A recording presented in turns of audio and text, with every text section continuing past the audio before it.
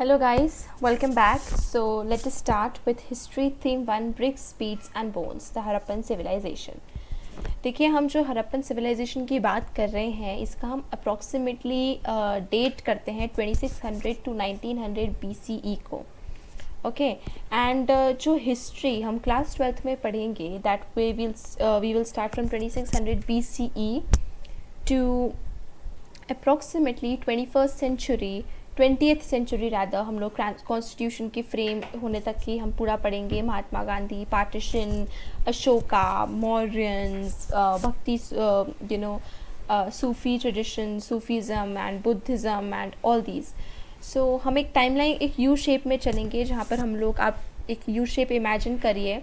Okay जहाँ पे 2600 BCE जो है वो एक यू शेप जैसे आप इमेजिन करिए एंड हम लोग फिर इस तरीके से हम लोग 0 ईयर एंड अबव दैट हम लोग जाते जाएंगे.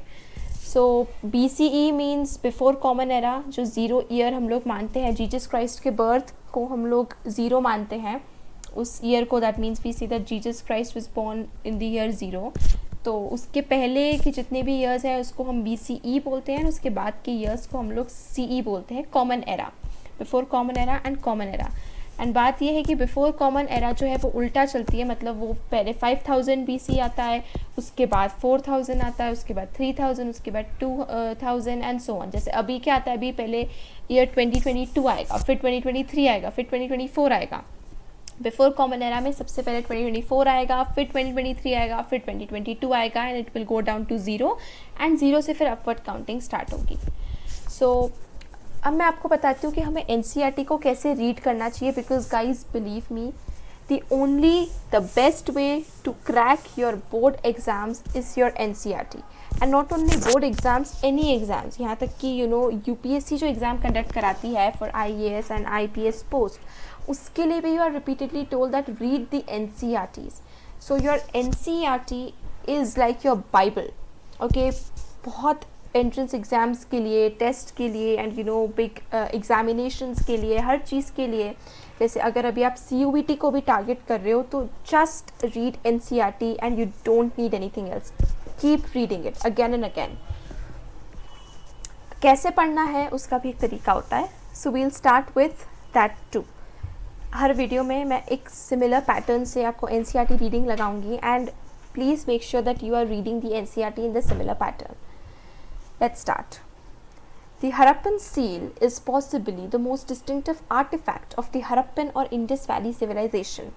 Okay, ये हरप्पन सील हम यहाँ पर देख सकते हैं and it is the most distinctive artifact. ये एक बहुत ही ऐसी आर्टिफैक्ट है, एक ऐसी चीज़ है जिसको देखते से you can quickly recognize okay we are talking about the Harappan civilization. Made of a stone called steatite. अब हम लोग हरप्पन सील के बारे में थोड़ा सा डिस्क्रिप्शन पढ़ेंगे. The first thing, the material which it is made is from steatite. एक stone है, एक material होता है, उससे बनता है.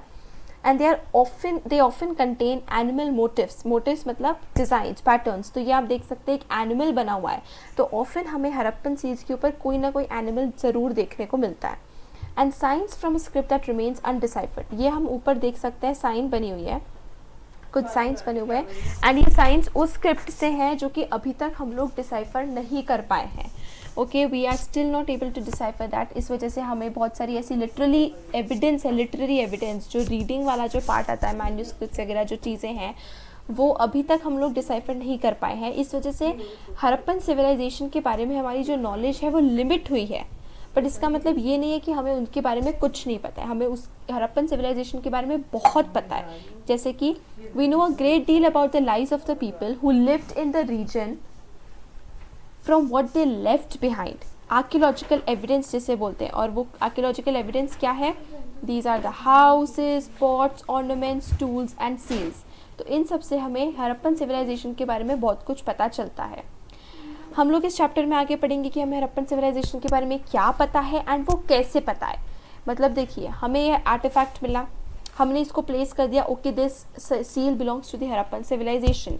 अब हमें सील से क्या पता चलता है? What was the seal used for? इस सील की लोगों की लाइफ में क्या इंपॉर्टेंस थी? इस वजह से हम उनकी लाइफ कंस्ट्रक्ट करते हैं कि उनकी लाइफ में वो ऐसी क्या क्या प्रैक्टिसेस थे जिसको फॉलो करते हैं.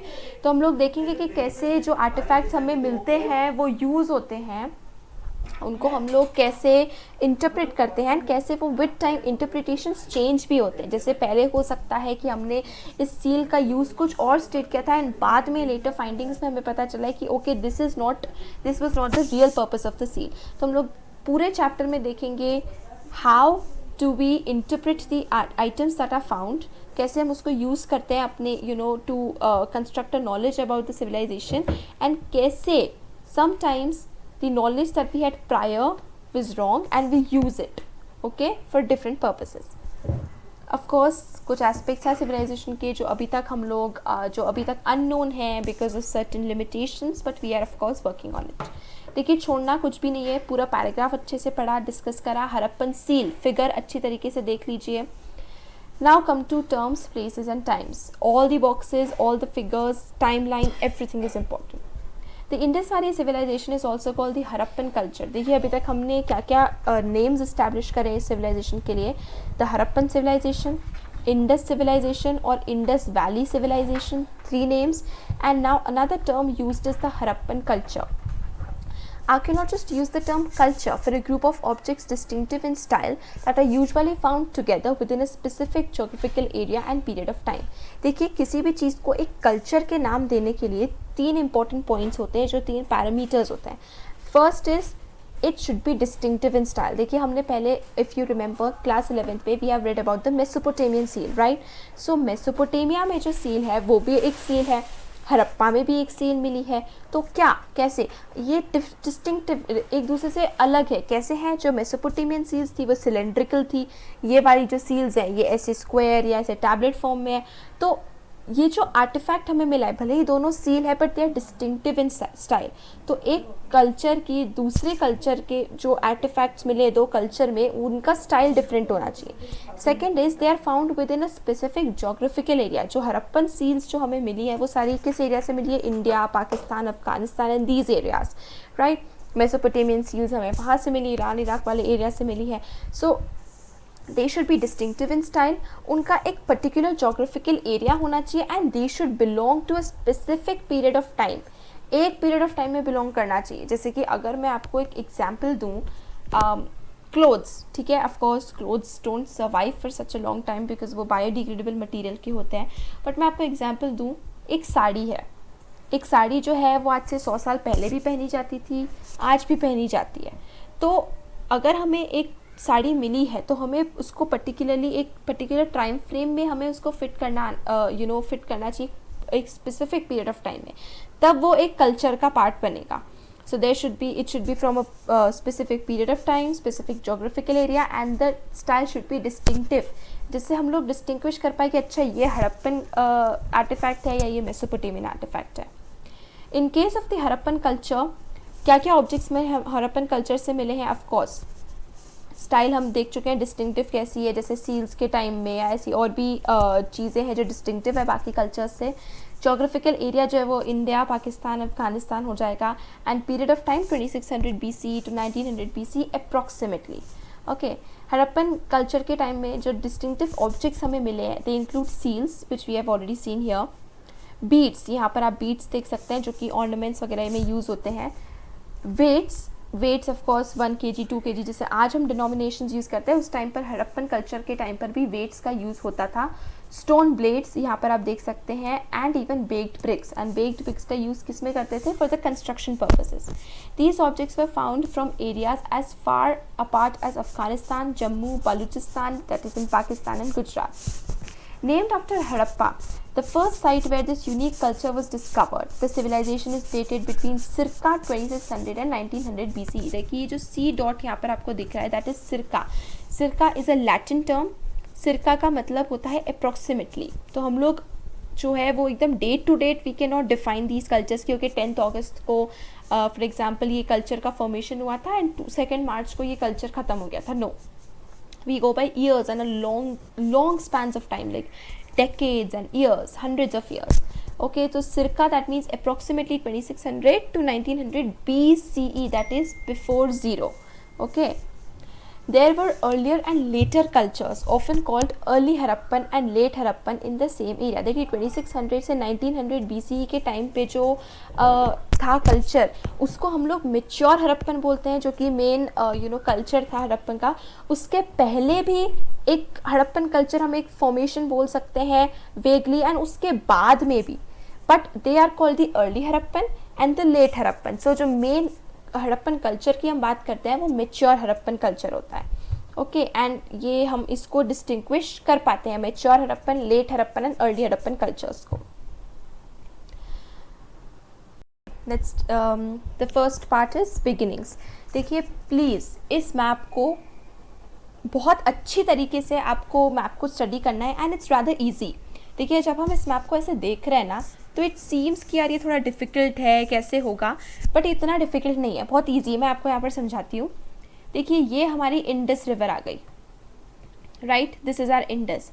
इंडस के ये ट्रिब्यूटरीज आ गई, झेलम, दिस इज़ चेनाब, रवि, सतलज, ये हमारी इंडस की ट्रिब्यूटरीज आ गई. ठीक है, ये पाकिस्तान में है. देखिए ये रही ये पाकिस्तान की बॉर्डर, ये रही इंडिया की बॉर्डर, राइट. तो पाकिस्तान में आ गई ये हमारी इंडस की ट्रिब्यूटरीज. अब देखिए हड़प्पा जो है, जो कि फर्स्ट साइट डिस्कवर हुई थी इस सिविलाइजेशन की, वो है हड़प्पा, राइट. तो ये हड़प्पा जो है वो पाकिस्तान में. इसके अलावा ये वाली जो साइट है गनवेरी वाला, ये भी पाकिस्तान में है. कोटदीजी, चान्हूदारो, ये पाकिस्तान में है अगेन. आमरी, बालाकोट, मोहनजोदाड़ो एंड ये सुतगेंडोर, ये सारी जो जितनी भी साइट्स है ये पाकिस्तान में, राइट. इट्स ईजी, बहुत डिफ़िकल्ट नहीं है. आपको थोड़ी सी प्लेसमेंट का ध्यान रखना है. देखिए ऐसा होता नहीं है अक्सर कि बहुत आसपास की चीज़ें. फॉर एग्जांपल अगर आप ये इंडियन साइड देखेंगे, Rakhigarhi is in Haryana, Banawali again Haryana, Kalibangan is in Rajasthan, Mitathal again Haryana, and ये जो साइट्स है of course they are very close to each other. तो ऐसा नहीं होगा कि आपको एक डॉट दे दिया और बताना है कि ये बनावली है या राखीगढ़ी है. नो, ये ऐसे केस में मतलब ऐसा होता है कि या तो ऐसा होगा कि आपको सपोज एक क्वेश्चन में अगर आपको बताती हूँ कि ये साइट दे दी है, ना आपको बोला गया कि ये क्या है, ऑप्शंस में दे दिया गया कि राखीगढ़ी, बनावली, कालीबंगन या फिर कोटदीजी, तो ऐसा होगा नहीं, क्योंकि Rakhigarhi and Banawali are very close to each other, right. तो आपको स्टेट्स ध्यान रखना है. हड़प्पा, मोहनजोदाड़ो, आमरी, बालाकोट, कोटदीजी, चान्हूदारो, ये जो इसमें से हमारी जो इम्पोर्टेंट ये साइट्स है ये सब पाकिस्तान में बिलोंग करती है. Rakhigarhi, Banawali belong to Haryana, Manda belong to Jammu Kashmir, Mitathal again Haryana, Kalibangan to Rajasthan and Dholavira to Gujarat, Nageshwar again Gujarat, Rangpur, Lothal again Gujarat. Okay, so ये बहुत ही डिफिकल्ट मैप नहीं है, इट्स रादर ईजी. आप एक बार प्रैक्टिस करोगे ना आपको बहुत क्लियरली हो जाएगा. सो मैप्स, प्लीज़ मैप्स को अपने हमेशा से स्ट्रॉन्ग पॉइंट शुरू से करिए. आई मीन पहली बार से the first time you are reading the NCERT, हर चीज़ को स्ट्रॉन्ग करती जाइए, हर चीज़ को कवर करते जाइए. डोंट लीव इट कि यार एग्जाम आएगा मैप्स तब कर लेंगे. It's rather easy. ये बॉक्स देख लीजिए. BP stands for before present, BC before common era, CE stands for common era. जैसे द प्रेजेंट ईयर, ये जो बुक है वो 2015 की इसमें बात कर रहे हैं. एंड सिरका स्टैंड्स फॉर लेटेंट वर्ड सिरका which means approximate. Okay, early and mature Harappan cultures. Look at these figures for the number of settlements in Sindh and Cholistan. Okay, Cholistan और सिंध में कितनी settlements थी? The desert area of Pakistan bordering the Thar desert. Okay, so Cholistan एक पाकिस्तान में desert area में है, and Sindh भी थोड़ा सा ऐसी dry and rough area है. तो ये आप देख सकते हैं. This is for rough reading. ये बहुत ज़्यादा इतने डिटेल में नहीं आएगा कि सिंध में कितनी साइट्स थी, चोलिस्तान में, but it's good if you read it. ठीक है, टोटल साइट्स कितनी थी? जैसे सिंध में टोटल साइट्स मिली है 106. अब उसको डिवाइड करा गया कि उसमें से 52 अर्ली हड़प्पन साइट्स थी, 65 मेच्योर हड़प्पन साइट्स थी, 43 mature Harappan settlements on new sites. मतलब अर्ली हड़प्पन साइट्स के बावजूद जो मेच्योर हड़प्पन में नई साइट्स थी. Okay, for example early Harappan sites में हमें साइट्स मिली ABCD, तो मेच्योर हड़प्पन मतलब उसके थोड़े टाइम बाद फिर जो वो थोड़े टाइम के लिए ABCD साइट्स को सपोज उन लोगों ने अबैंडन कर दिया, वापस से वहाँ पे सेटलमेंट शुरू किया, देन मेच्योर हड़प्पन का फेस आया. तो 43 न्यू साइट्स मतलब ABCD के अलावा भी मेच्योर हड़प्पन में और sites, and then early Harappan sites abandoned, मतलब वो साइट्स जो अर्ली हड़प्पन उसके टाइम पर अर्ली हड़प्पन एरा के टाइम पर नहीं थी वो साइट्स, एंड उस टाइम पे जो थी एंड मेच्योर हड़प्पन में नहीं थी वो साइट्स। तो इस तरीके से। Okay, now we talk about beginnings. There were several archaeological cultures in the region prior to the mature Harappan. ठीक है, मेच्योर हड़प्पन के पहले भी ऐसे आर्कियोलॉजिकल कल्चर्स थे, जैसे हमने अर्ली वगैरह पढ़े, early Harappan cultures. These cultures were associated with distinctive pottery, evidence of agriculture and pastoralism and some crafts. तो मेच्योर और अर्ली हड़प्पन में हमें देखने को मिलता है थोड़ी सी पॉटरी वगैरह देखने को मिलता है, agriculture was already in practice, pastoralism use होता था उस टाइम पर भी, एंड कुछ craft items, beads, ornaments, jewellery वगैरह। Settlements were generally small and there were virtually no large buildings. ठीक है, बहुत बड़ी बड़ी बिल्डिंग्स कंस्ट्रक्शन नहीं थे, छोटे छोटे सेटलमेंट्स थे, छोटे छोटी वो थी। Okay, it appears that there was a break between the early Harappan and the Harappan civilization, which is evident from large scale burning at some sites। बहुत बड़ी बड़ी sites पे burning के evidence मिले, जिस वजह से हमें पता चला है कि यार early और mature हड़प्पन के बीच में एक gap था। एंड ऑल्सो इन सेटलमेंट्स के अबैंडनमेंट से, मतलब कुछ टाइम के लिए लोग उस एरिया को छोड़ के कहीं और चले गए and then they must have return. तो ये अर्ली एंड मेच्योर हड़प्पन के बीच में हमें एक गैप देखने को मिल जाता है।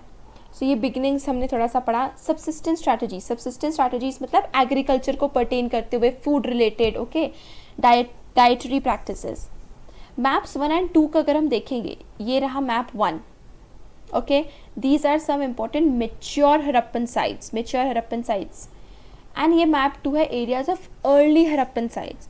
आप मैप 1 एंड मैप 2 को देखेंगे अगर, you will notice that the mature Harappan culture developed in some of the areas occupied by the early Harappan cultures। हमें देखने को मिल रहा है ये जो पॉइंट्स देखने को मिल रही है, देखिए ये सारे रिवर्स जो है यहाँ पर ये देखिए यहाँ पर remember these are the areas Kalibangan, Banawali, Mitathal, Rakhigarhi. तो ये साइट्स जो है वो हमें कॉमन देखने को मिलती है। These cultures also share certain common elements including subsistence strategies. तो एरियाज तो कॉमन थे ही सही, उसके साथ साथ सब्सिस्टेंस स्ट्रैटेजीज भी जो थी वो सेम देखने को हमें मिल जाती है। कैसे? The Harappans had a wide range of plant and animal products including fish. तो प्लांट प्रोडक्ट्स भी खाते थे, मतलब agriculture was in use. Animal products, animals को भी खाते थे ऑफ कोर्स, जैसे कि फिश उनकी डाइट में एक इसका पार्ट था। एंड फिश तो होगा ही सही, यहाँ पर इंडस और उसकी ट्रिब्यूटरीज हमें देखने को मिल जाती है, पंजाब पाकिस्तान वाला पूरा एरिया, वहाँ पे काफ़ी रिवर्स है, तो fish is a prominent food, ये there is no doubt in that. Archaeologists have been able to reconstruct dietary practices from finds of charred grains and seeds। charred grains मतलब कहीं ना कहीं grains को seeds को मतलब उनको पकाया जाता था। they were not eaten raw। तो फायर का इंट्रोडक्शन ऑफ कोर्स हो चुका था, उनको कुक किया जाता था, तो चार्ड ग्रेन्स हमें देखने को मिल जाती है। These are studied by archaeobotanists who are specialists in ancient plant remains। आर्कियोबॉटनिस्ट एक बहुत ही फील्ड है, बहुत ही उसको जूम्ड आउट फील्ड अगर हम बोल सकते हैं। एंड आर्कियोबॉटनिस्ट का काम था एंशियंट प्लांट रिमेन्स, मतलब प्लांट बॉटनिस्ट कौन होते हैं जो प्लांट्स के बारे में स्टडी करते हैं, आर्कियोबॉटनिस्ट आर जो एंशियंट प्लांट रिमेन्स के बारे में स्टडी करते हैं। तो अभी तक हमें फिश, चार्ड ग्रेन्स, सीड्स से पता है। Grains found at Harappan site include wheat, barley, lentil, chickpea and sesame. Please important है, इसको याद रखिएगा कौन सी ग्रेन्स हमें मिली है, वो है wheat, barley, lentil, chickpea and sesame. इसके अलावा millets are found in Gujarat and finds of rice are relatively rare. That means rice बहुत ज़्यादा यूज़ में नहीं थी, राइस कम मिलती है, बट इसके अलावा wheat, barley, lentil, chickpea, sesame and millets from Gujarat majorly हमें ये ग्रेन्स यूज़ में दिखते हैं। एनिमल बोन्स हमें दिखते हैं including those of cattle, sheep, goat, buffalo, pig, sheep, goat, buffalo, pig जैसे, और बाकी कैटल काउ वगैरह, इन सब के हमें बोन्स देखने को मिलते हैं। दीज आर डन बाय आर्कियोजूलॉजिस्ट, जैसे वो आर्कियोबॉटनिस्ट, आर्कियोजूलॉजिस्ट या जू आर्कियोलॉजिस्ट जो कि एंशिएंट एनिमल रिमेन्स के बारे में स्टडी करते हैं। So indicate that these animals were domesticated. तो इनके एनिमल बोन्स तो मिले, लेकिन इन एनिमल बोन्स को खाया नहीं जाता था, इनको डोमेस्टिकेट किया जाता था। Of course for agriculture purposes, milk के लिए, इन सब चीज़ों के लिए इनको डोमेस्टिकेट किया जाता था। Bones of wild species such as boar, deer and घड़ियाल आर ऑल्सो फाउंड। बोर हमें पता है, डियर, हिरन वगैरह, घड़ियाल जो कि एक क्रोकोडाइल जैसे ही होते हैं, घड़ियाल्स भी, उनके बोन्स मिले। हमें ये नहीं पता कि ये जो वाइल्ड स्पीशीज़ के बोन्स मिले, इनको क्या एनिमल्स मतलब इनसे मीट मिलता था या इनको किस तरीके से यूज़ किया जाते थे, कैसे इन एनिमल्स का क्या रोल था, ये बहुत पता नहीं चला है, बट इनके बोन्स भी मिले हैं। तो हमें पता है कि जो डोमेस्टिकेटेड एनिमल्स थे, sheep, goat, buffalo, pig, cattle, वो वाइल्ड स्पीशीज़, बोर, डियर, घड़ियाल, जिनका यूज़ अभी तक पता नहीं चला है। एंड हमें इसके अलावा मिले हैं कि bones of fish and foul, जो कि हंटिंग कम्युनिटीज़, जो कि खाने के लिए मीट वगैरह के लिए ऑब्टेन किए जाते थे।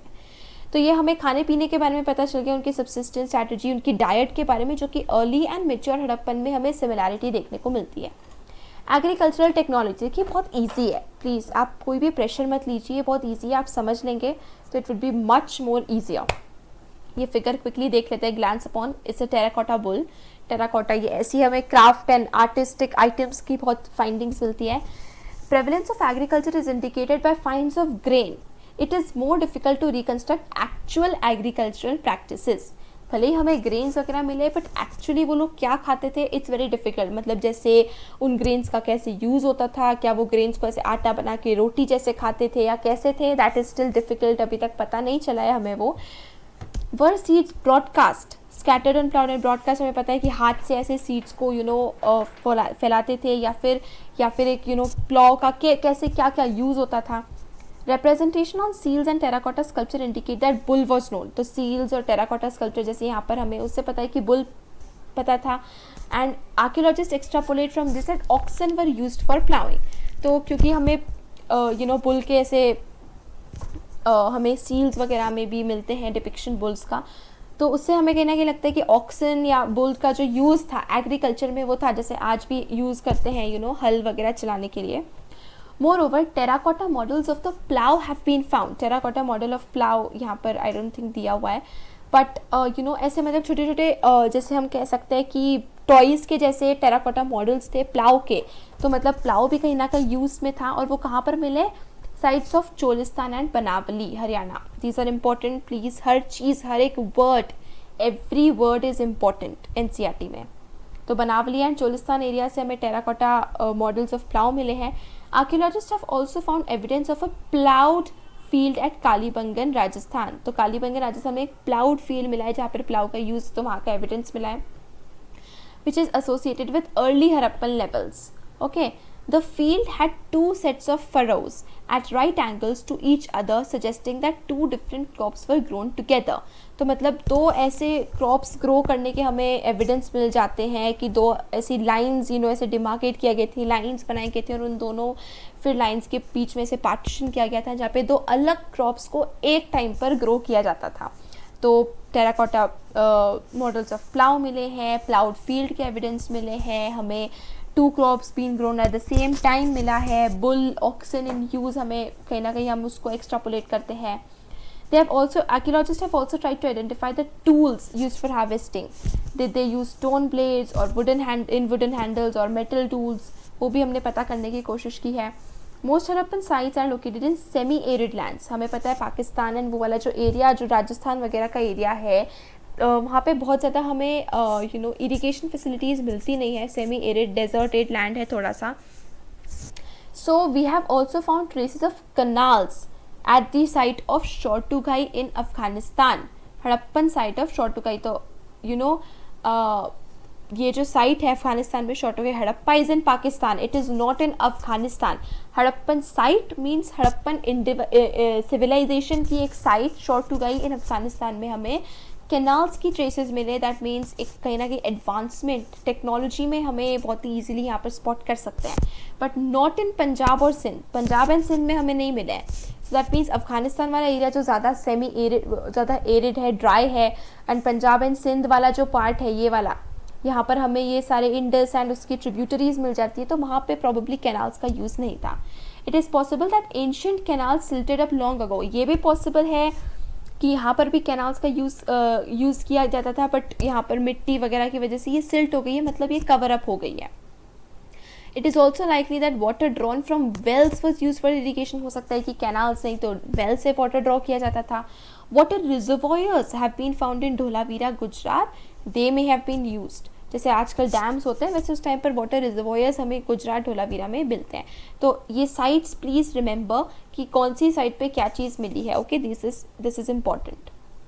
ये फिगर देख लीजिए, these are copper tools. Okay, यहाँ पर एक क्वेश्चन था, are there any similarities or differences in the distribution of settlements shown on maps 1 and 2.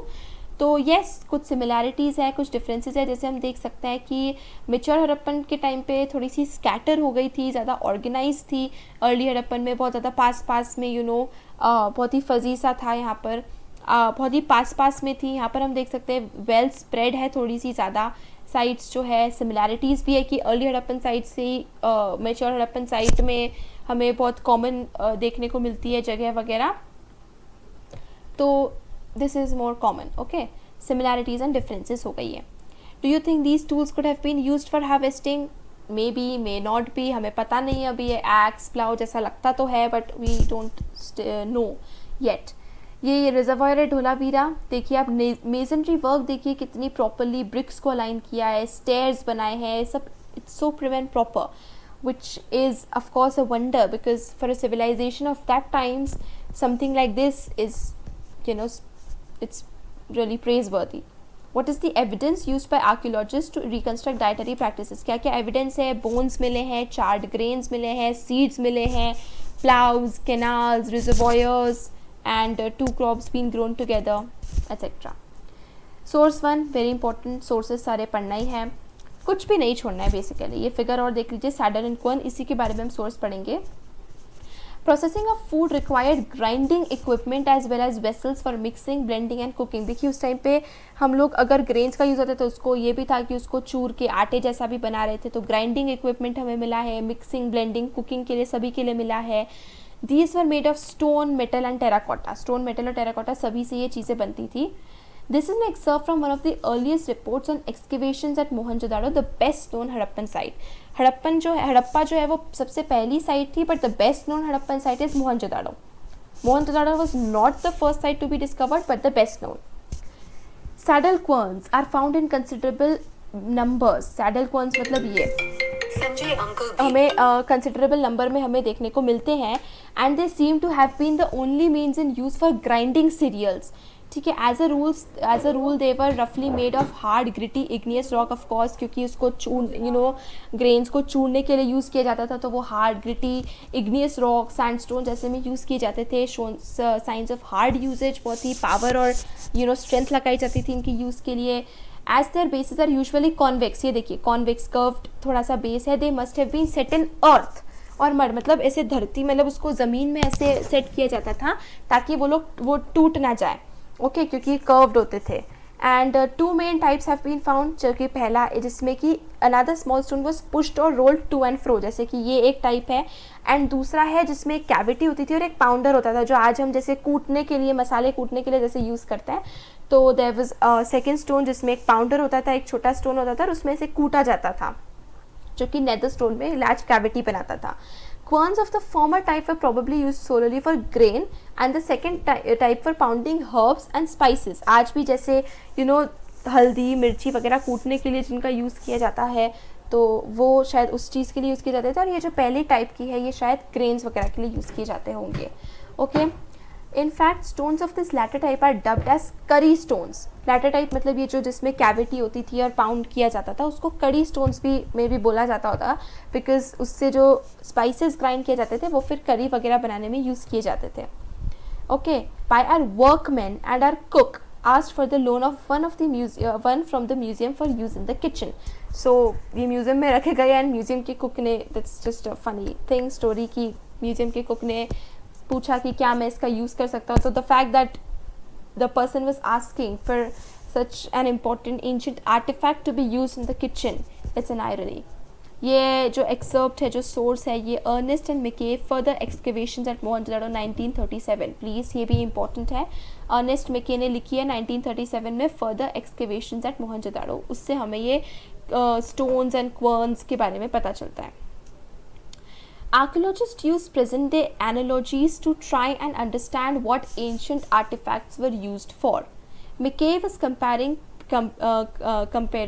present day querns with what he found. Is this a useful strategy? Yes, sometimes it is a useful strategy. जैसे हमें ये मिला है, आज भी हम इसका use करते हैं, तो ये पता लगाना, मतलब आज इसका किस चीज़ में यूज़ होता है, उससे हम स्पेकुलेट करें क्योंकि उस टाइम पर इस चीज़ के लिए यूज़ किया होता होगा. So this may be a good starting point, एक डायरेक्शन मिल जाए सर्च करने के लिए. Mohenjo-daro, a planned urban center. Okay, perhaps the most unique feature of the Harappan civilization was the development of urban centers. The distinctive, most unique या distinctive artifact was the Harappan scene, and the most distinctive feature was the development of urban center. इसलिए हम बोल रहे हैं क्योंकि इसका contemporary जो कि Mesopotamian civilization था, वहाँ पर हमें we see no structure of civilization, no structure. The streets were like crowded, running into each other. There was no proper planning or formation of structure, nothing. तो हड़प्पन्स में हमें देखने को मिलता है there is a very well developed planned structure जिसके ऊपर सारी all the constructions stand on. Let us look at one such center, Mohenjo-daro, more closely. Although Mohenjo-daro is the most well-known site, the first site to be discovered was Harappa. Please remember this. First site was Harappa, but the most well-known site of the Harappan civilization is Mohenjo-daro. Harappa was the first one. Let's quickly look at this figure, layout of Mohenjo-daro. Okay, this is a layout of Mohenjo-daro. You can see citadel, REM area, L area. These are the names, of course, we have designated the lower town, and you can see all of the settlement is divided into two sections. अब हम लोग इसके बारे में पढ़ेंगे मोहनजोदारो की we are looking at Mohenjo-daro, and इसमें देखेंगे कि how the settlement was well planned. First of all, it was divided into two sections. The two sections were citadel and lower town.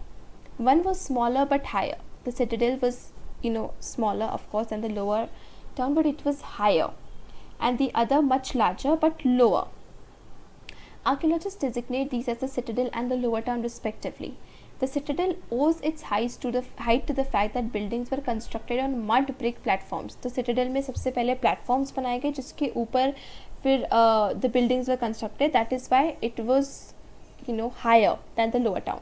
It was walled, which meant it was physically separated from the lower town. So of course there were mud brick platforms and it was walled, fortified. The lower town was also walled. Several buildings were built on platforms which served as foundations. It has been calculated that if one laborer moved roughly a cubic meter of earth daily just to put the foundations in place, it would have required 4 million person days. In other words, mobilizing labor on a very large scale. तो ये lower town और Citadel यानी ये structure and planning से हमें पता चलता है, ये जो प्लेटफॉर्म्स है, वॉल्स है, इससे हम लोग ये एक्स्ट्रापोलेट करते हैं कि बहुत लार्ज स्केल पे लेबर्स का यूज़ हमें लगता है to construct something like this, okay, on a very large scale. Consider something else. Once the platforms were in place, all building activity within the city was restricted to a fixed area on the platforms. So it seems, तो सबसे पहले मतलब ये platforms बनाए गए, उसके ऊपर buildings बनाई गई. That means the settlement was first planned and then implemented. पहले प्लानिंग की गई, okay this was the area, यहाँ पर ये बनेगा, और फिर उस प्लेटफॉर्म पे ये डिफाइन था कि इस प्लेटफॉर्म पे इतनी बड़ी बिल्डिंग बनेगी और इसका ये यूज़ होगा. So the settlement was perfectly planned and then implemented. Other signs of planning include bricks, which whether sun-dried or baked were of a standardized ratio, where the length and breadth were 4 times and twice the height respectively. Such bricks were used at all Harappan settlements. Throughout Harappa, throughout the civilization, हमें planning दो तरीके से देखने को मिलती है. पहला, the platforms were made जिसके ऊपर buildings are constructed, so the settlement was planned. And secondly, the bricks used, they were all sun dried or baked and they were of a standardised ratio. सबका ratio size same था. Where the length and breadth were 4 times. That means if you see the height was x, the breadth would be 2x and the length would be 4x. तो ये standardised ratio था for the bricks. The plight of Harappa. Although Harappa was the first site to be discovered, it was badly destroyed by brick robbers. क्यों हड़प्पा इतना famous नहीं है, though it was the first site? Because it was badly destroyed by brick robbers. As early as 1875, Alexander Cunningham, the first Director General of the Archaeological Survey of India, please remember every word is important, often called the father of Indian archaeology, noted that the amount of brick taken from the ancient site was enough to lay bricks for about 100 miles of the railway line between Lahore and Multan. Thus, many of the ancient structures at the site were damaged. In contrast, Mohenjo-daro was far better preserved.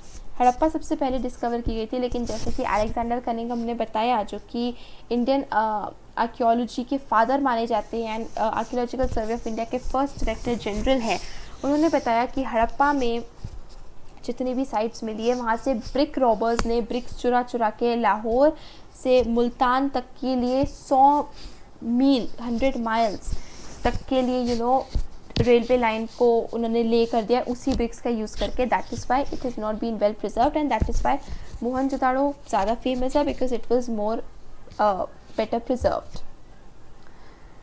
A drain in Mohenjodaro, notice the huge opening. देखिए ये drain है and यहाँ पर आपको एक इंसान खड़ा हुआ दिख रहा है, तो यू कैन सी कि कितनी बड़ी ओपनिंग है इस ड्रेन की. आज भी हमें सीवेजेस, ट्रेन्स वगैरह नीचे अंडरग्राउंड सब देखने को मिलते हैं. Laying out drains, one of the most distinctive features of Harappan cities was the carefully planned drainage system. देखिए हर चीज़ में हमें कितनी प्लानिंग दिख रही है. Settlement was planned, citadel, lower town, and अब drains were also planned. If you look at the plan of the lower town, you will notice that roads and streets were laid out along an approximate grid pattern, intersecting at right angles. इसका मतलब क्या होता है? अगर आप यहाँ पर देखोगे तो आपको देखने को मिलता है जैसे ये एक स्ट्रीट है, राइट, ये स्ट्रीट से राइट एंगल पे एक और स्ट्रीट है, उससे राइट एंगल पर एक और स्ट्रीट है, तो एक ग्रिड पैटर्न में हमें यहाँ पर भी अगर आप बहुत ही उससे देखेंगे तो देखिए कितना एक ग्रिड पैटर्न हमें देखने को मिलता है. राइट एंगल्स पे सारी स्ट्रीट्स जो है वो एक दूसरे को इंटरसेक्ट कर रही है, टेढ़ी मेढ़ी ऐसे फज नहीं बन रहा है. सो ये जो है बहुत ही यूनिक फीचर है हड़प्पा का कि everything was so well planned, streets were well planned, एक प्रॉपर ग्रिड पैटर्न था हर चीज़ का. And it seems that the streets were with drains were laid out first and then houses built along them. तो हमें ये speculate इससे होता है कि सबसे पहले स्ट्रीट्स बनाई गई, ड्रेन्स बनाई गई एंड फिर उसके बाद उनके along houses were built. Okay, so domestic waste water जितना भी था, if it had to flow into the street drains, every house needed to have at least one wall along a street. समझ रहे हो आप? तो मतलब all the houses were up front. हर हाउस से स्ट्रीट दिखता है हमें, हर हाउस के लिए एक स्ट्रीट के अलोंग वॉल होना ज़रूरी है, क्योंकि जितना भी वेस्टेज है, सीवेज है, वो स्ट्रीट ड्रेन में फ्लो होना था. Okay, citadels. While most Harappan settlements have a small high western part and a large lower eastern section. ठीक है, देयर आर वेरिएशंस. देखिए smaller but higher western section, ये वेस्ट में है. ओके, स्मॉल है बट हायर है, एंड लार्ज है but lower है, ईस्टर्न सेक्शन है. कुछ वेरिएशंस है. Sites such as Dholavira and Lothal, जो कि दोनों गुजरात में है, the entire settlement was fortified and sections with in the town were also separated by walls. तो जैसे यहाँ पर जो है वो सिटाडेल अलग फोर्टिफाइड था, लोअर टाउन अलग फोर्टिफाइड था मोहनजोदाड़ो में, बट ये पूरा फोर्टिफिकेशन नहीं था. ओके, ये अलग वॉल्ड था, ये अलग वॉर्ड था. लेकिन ढोलावीरा और लोथल में ये अलग अलग वॉल तो थे, लेकिन साथ में ये दोनों भी फोर्टिफाइड थे. The citadel within Lothal was not walled off but was built at a height. लेकिन लोथल में सेटाडेल जो था उसको वॉल्ड नहीं था, लेकिन वो एक हाइट पे बिल्ट किया गया था. Domestic architecture. The lower town eight Mohenjodaro provides examples of residential buildings. मतलब ये हमें कहीं ना कहीं देखने को मिलता है कि सिटाडेल जो था वो अलग पर्पसेस के लिए यूज़ किया जाता था, and it was the lower town जहाँ पे लोग रहते थे रेसिडेंट्स के लिए. Many were centered on a courtyard with a room on all sides. देखिए यहाँ पर आप इसका लेआउट देखते जाइए जैसे जैसे मैं समझा रही हूँ. This was the courtyard. Okay, and इस कोर्टयार्ड के आसपास सारे रूम्स बिल्ट थे. तो ये रहा हमारा courtyard and these are all the rooms built around the courtyard. The courtyard was probably the center of activities such as cooking and weaving, particularly during hot and dry weather. पहले भी हमें अगर आप थोड़े से पुराने घरों में देखेंगे आपको आंगन देखने को मिलेंगे. हमें देखने को मिलते हैं आंगन होते थे, बीच में तुलसी होती थी, एंड वो आंगन के आसपास चारों ओर रूम्स बिल्ट होते थे. तो ये उसी तरीके का थोड़ा सा हमें देखने को मिल जाता है. सॉरी. ओके, एंड या what is also interesting is an apparent concern for privacy. There are no windows in the walls along the ground level. Besides, the main entrance does not give a direct view of the interior or the courtyard. तो यहाँ पर हमें एक थोड़ा सा privacy लोगों में देखने को मिलता है. देखिए डोर यहाँ पर है and the courtyard is here which is the centre of all main activities.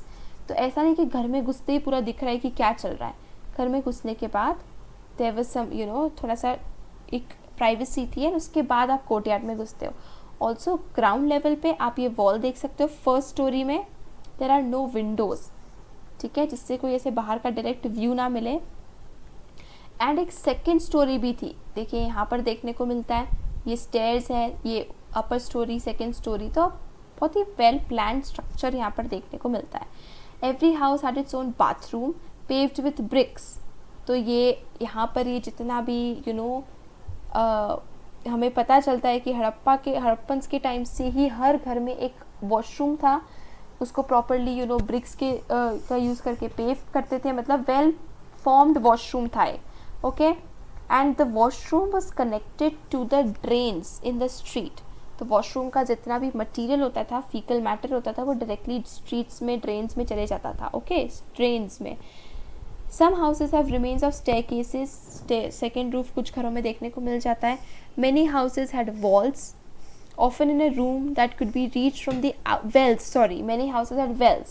तो बहुत सारे घरों में वेल्स होती थी एंड वो वेल ऐसी होती थी जो कि आप बाहर से आउटसाइडर कोई उसको रीच कर सके. मतलब उसे घर में घुस के ना जाना पड़े, वो बाहर से भी उस वेल को एक्सेस कर सकता था, जो कि पासर्स बाय पानी वगैरह पीने के लिए यूज़ कर सकते थे.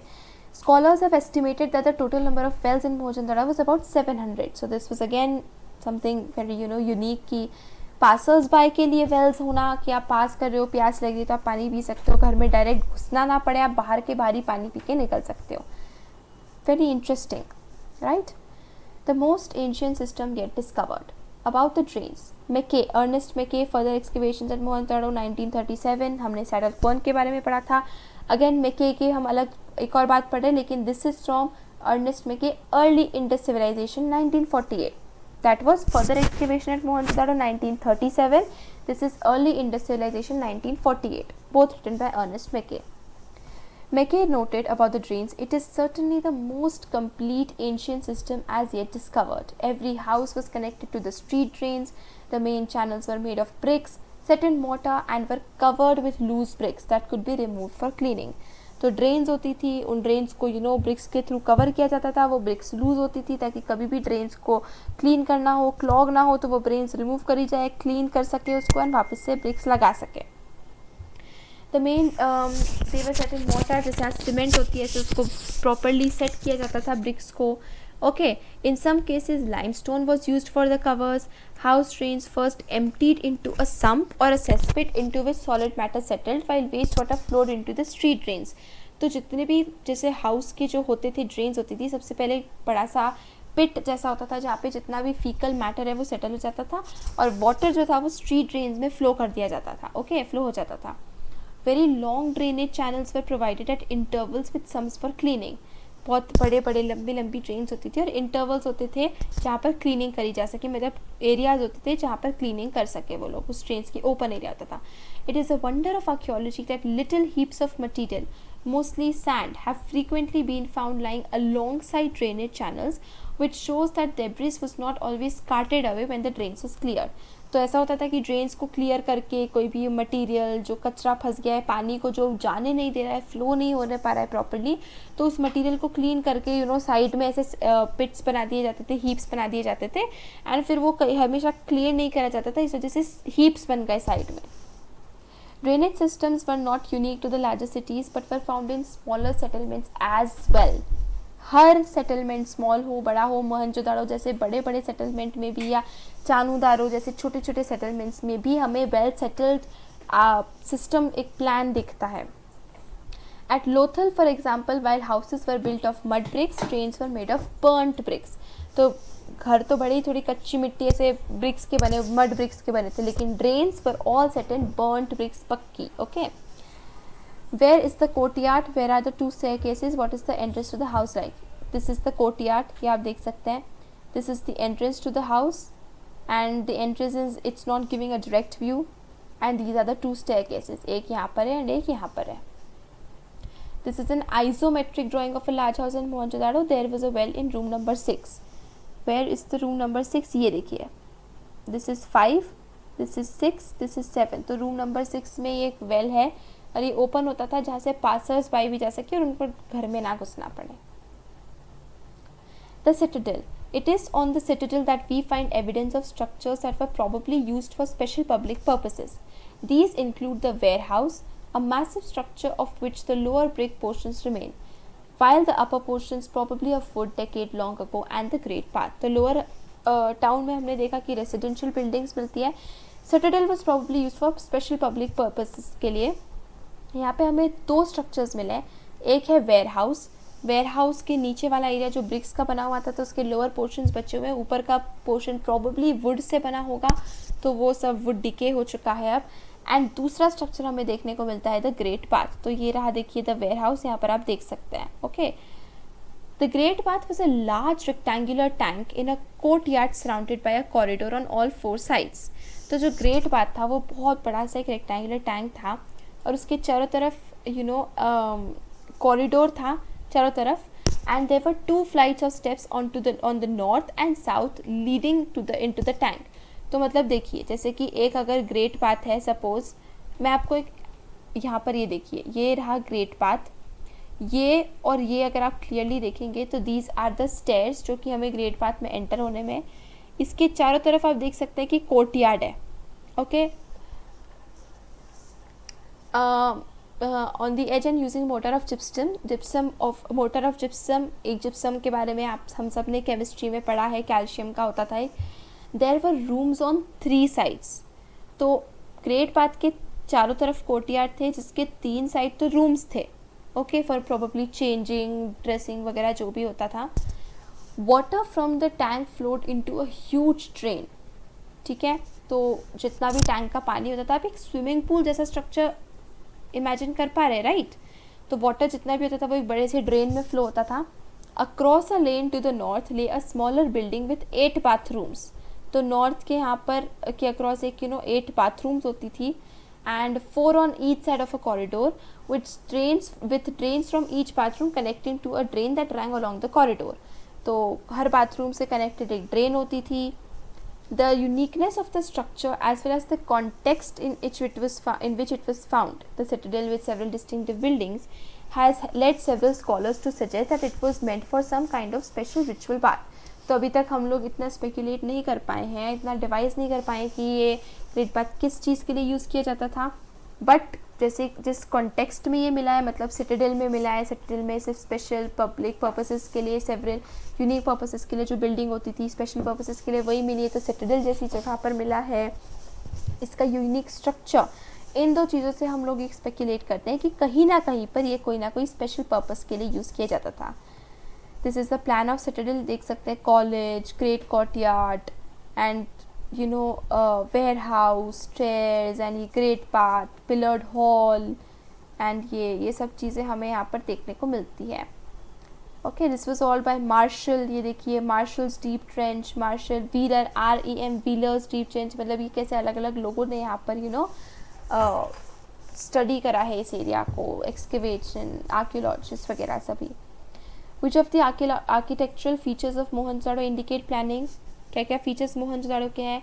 Lower town, citadel, walled, fortification, streets and streets intersecting at right angles, drains, every house connected to a drain, every street connected, drains running along every street, every house having wall in the along with the street, and the bricks, the standardized ratio of the bricks. All of this show, or the formation, the construction of platforms जिसके ऊपर buildings बनती थी. All these show indicate planning. Are there other structures on the citadel apart from the warehouse and the great path? Yes, the pillared hall हम देख सकते हैं, great courtyard and the stupa area. These are great path and the warehouse. These are other structures जो कि हमें उस पर देखने को मिलता है citadel में, apart from the great bath and the warehouse. Social differences, burials.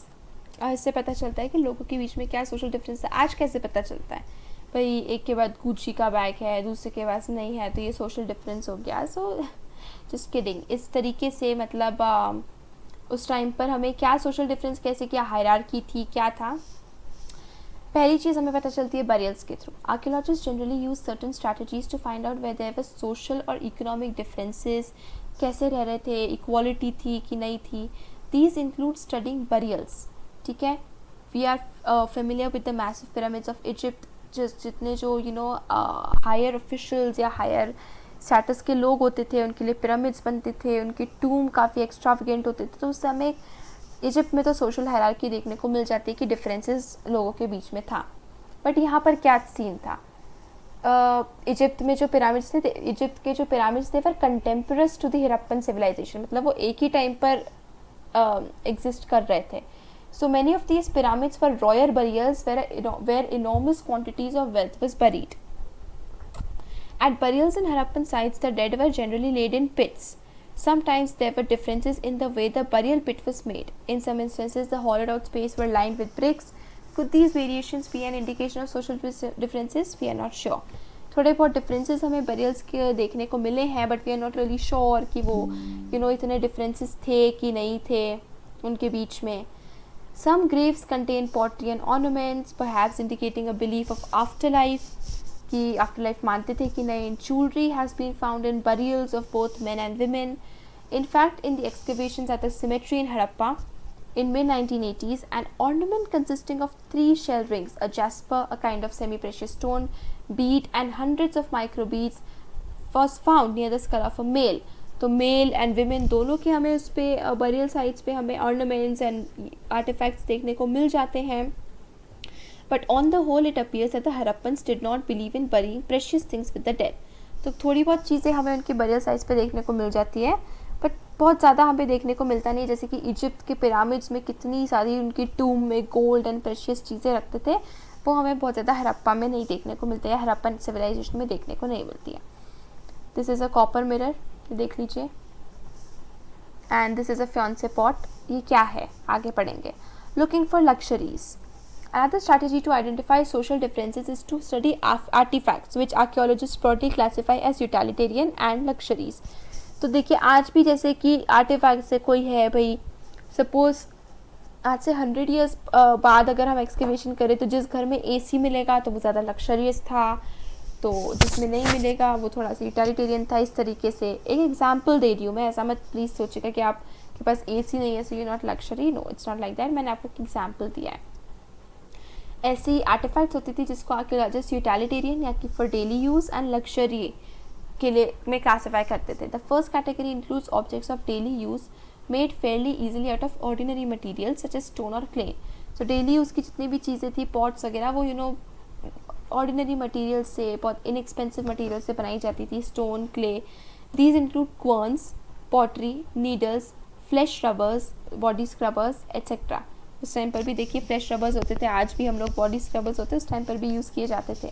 So all these were materials of daily use and वो बहुत ही ऑर्डिनरी मटीरियल से यूज़ किए जाते थे. And are usually found distributed throughout settlements. Archaeologist assume objects were luxuries if they are rare or made from costly non local materials or with complicated technologies.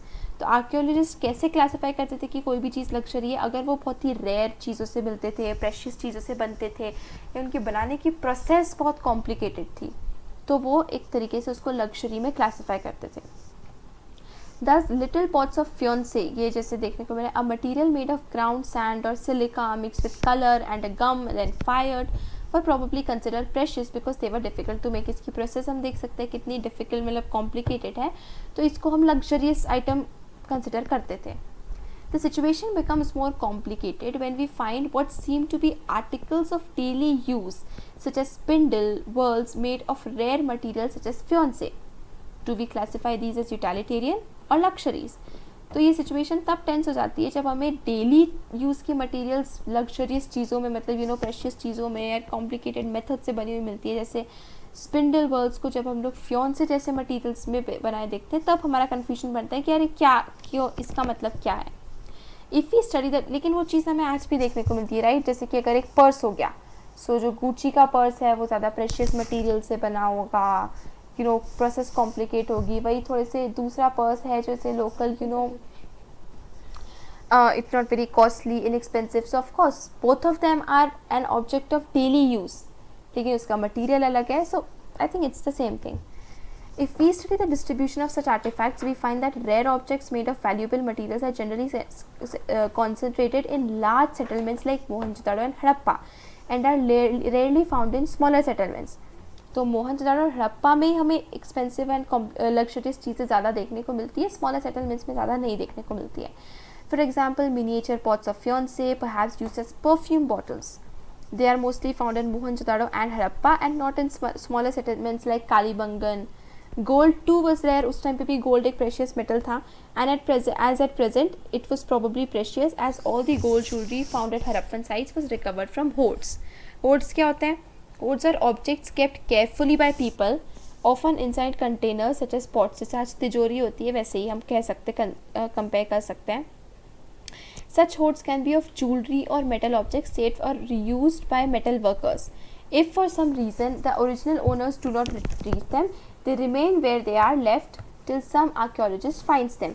तो अगर उसका जो original owner है उसको निकालता नहीं है, वो नहीं करता है, तो वो वहीं पड़े रह जाते थे और फिर आर्कियोलॉजिस्ट उनको बाद में अब मिलता था, फिर हमें ये होर्ड्स की डिस्कवरी हुई. What are the modes of disposal of the dead prevalent at present? To what extent do these represent social differences? देखिए ये आप खुद कर सकते हैं, लेकिन कॉफिन वगैरह या ऐसी चीज़ें किसी की कब्र अगर बहुत अच्छी बड़ी है, वेल डिफाइंड है, तो वो ज़्यादा other things also. Finding out about craft production, ये फिगर्स देख लीजिए. टूल्स एंड बीड्स, जो टूल्स ये है, टूल है एंड ये उसके बीड्स हैं. चानूदारो ऑन मैप 1 लोकेट करिए फटाफट. चानूदारो कहाँ पर है? पाकिस्तान में. रिमेंबर, ये देखिए, here is Chanhudaro, it's near Rajasthan. Okay, Chanhudaro को हमने मैप 1 में लोकेट किया. This is a tiny settlement, less than 7 hectares as compared to Mohenjo-daro 125 hectares, almost exclusively devoted to craft production including bead making, shell cutting, metal working, seal making and weight making. Remember क्या क्या यहाँ पर होता था? bead making, shell cutting, metal working, seal making and weight making. तो ये exclusively craft production को devote किया गया था. यहाँ पर भी हमें प्लानिंग के एविडेंसेस देखने को मिलते हैं. The variety of materials used to make beads is remarkable. कितनी सारी मटीरियल्स का यूज़ किया जाता था. Stones like carnelian, they are of beautiful red colour. Jasper, crystal, quartz, steatite, metals like copper, bronze, gold, shell, faience, terracotta and burnt clay, ये सारी materials का use करके हम अलग अलग तरीके से बीड्स बनाते थे. Some beads are made of 2 or more stones cemented together, some with gold caps. तो देख सकते हैं कितनी वेराइटी देखने को मिलती है. शेप्स में न्यूमरस थे. Disc shape, cylindrical, spherical, barrel shape, segmented. Some were decorated by incising or painting and some had designs etched onto them. Techniques for making beads differed according to the material. Steatite, a very soft stone, was easily worked. Steatite थोड़ा सा नरम था तो easily उसको shape दे देते थे. Some beads were molded out of a paste made with steatite powder. This permitted making a variety of shapes unlike the geometrical forms made out of harder stones. तो जो हार्डन स्टोन्स होते थे जिनके साथ work करना difficult रहता था, वो ज़्यादातर ज्योमेट्रिकल शेप्स मिलते थे क्योंकि उनको कट वगैरह करके पॉलिश करते थे. लेकिन स्टीटाइट जैसे सॉफ्ट स्टोन्स को हम किसी भी शेप में मोल्ड कर लेते थे. How the steatite micro breed was made remains a puzzle, कि अभी तक पता नहीं चला वो उसको कैसे बनाते थे, क्या प्रोसेस का यूज़ करते थे, बट ये सब चीज़ें यूज़ होती थी. Archaeologists' experiments have revealed that the red color of carnelian was obtained by firing the yellowish raw material and beads at various stages of production. तो कार्निलियन का रेड कलर तब होता था जब वो येलो कलर को फायर करते थे. Okay, nodules were chipped into rough shapes and then finally flaked into the final form. Grinding, polishing, drilling completed the process. Specialized drills have been found at Chanudaro, Lothal and more recently at Dholavira. All of this is important, but this is more of theory part. आपको ये learn करना पड़ेगा क्या क्या हुआ है, क्या क्या मिला है. If you look at Nageshwar and Balakot, you will notice that both settlements are near the coast. देखिए यहाँ पर मैप 1 में हम देख लेते हैं नागेश्वर एंड बालाकोट. ये देखिए, this is Nageshwar and this is Balakot. Okay, अब हमें देखने को मिलेगा नागेश्वर और बालाकोट, ये दोनों जो है वो नियर द कोस्ट है. ठीक है, कोस्ट के पास में है. इसका मतलब क्या है कि these were specialized centers for making shell objects जो कि हमें easily मिल जाते हैं, including bangles, ladles and inlay which were taken to other settlements. Similarly, it is likely that finished products such as beads from Chanudaro and Lothal were taken to the large urban centers such as Mohenjo-daro and Harappa.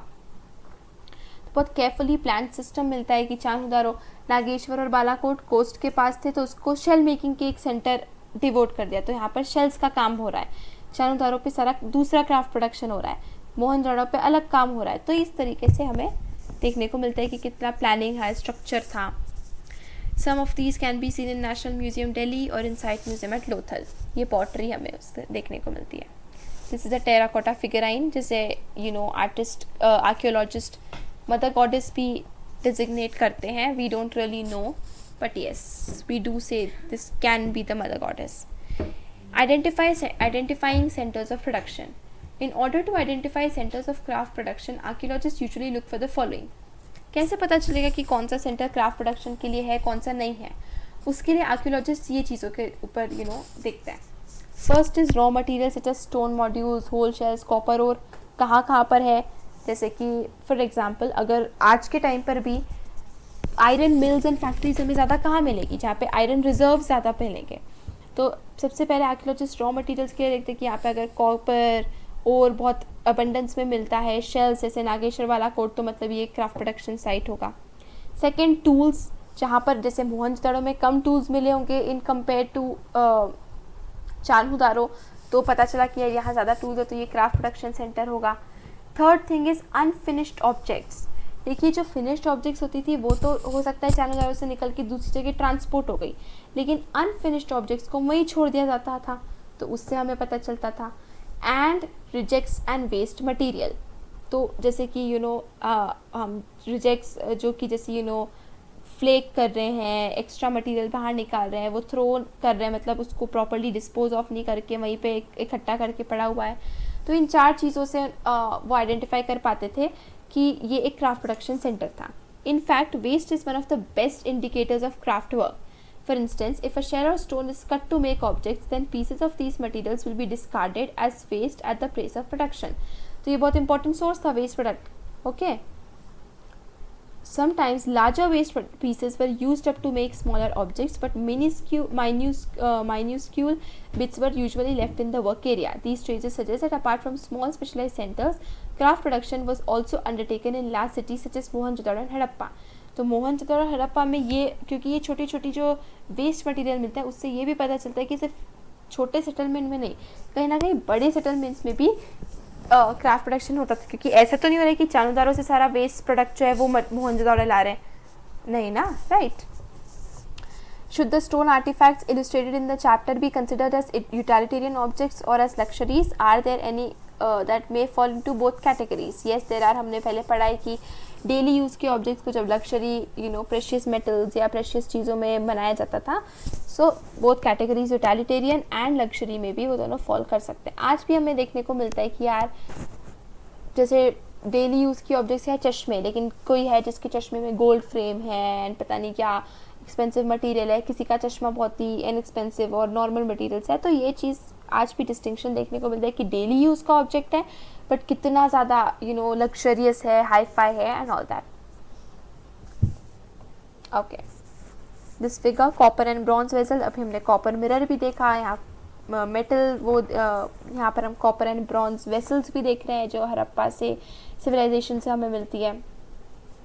Strategies for procuring materials, क्या क्या strategies थी जिससे craft production के लिए materials को procure किया जाता था।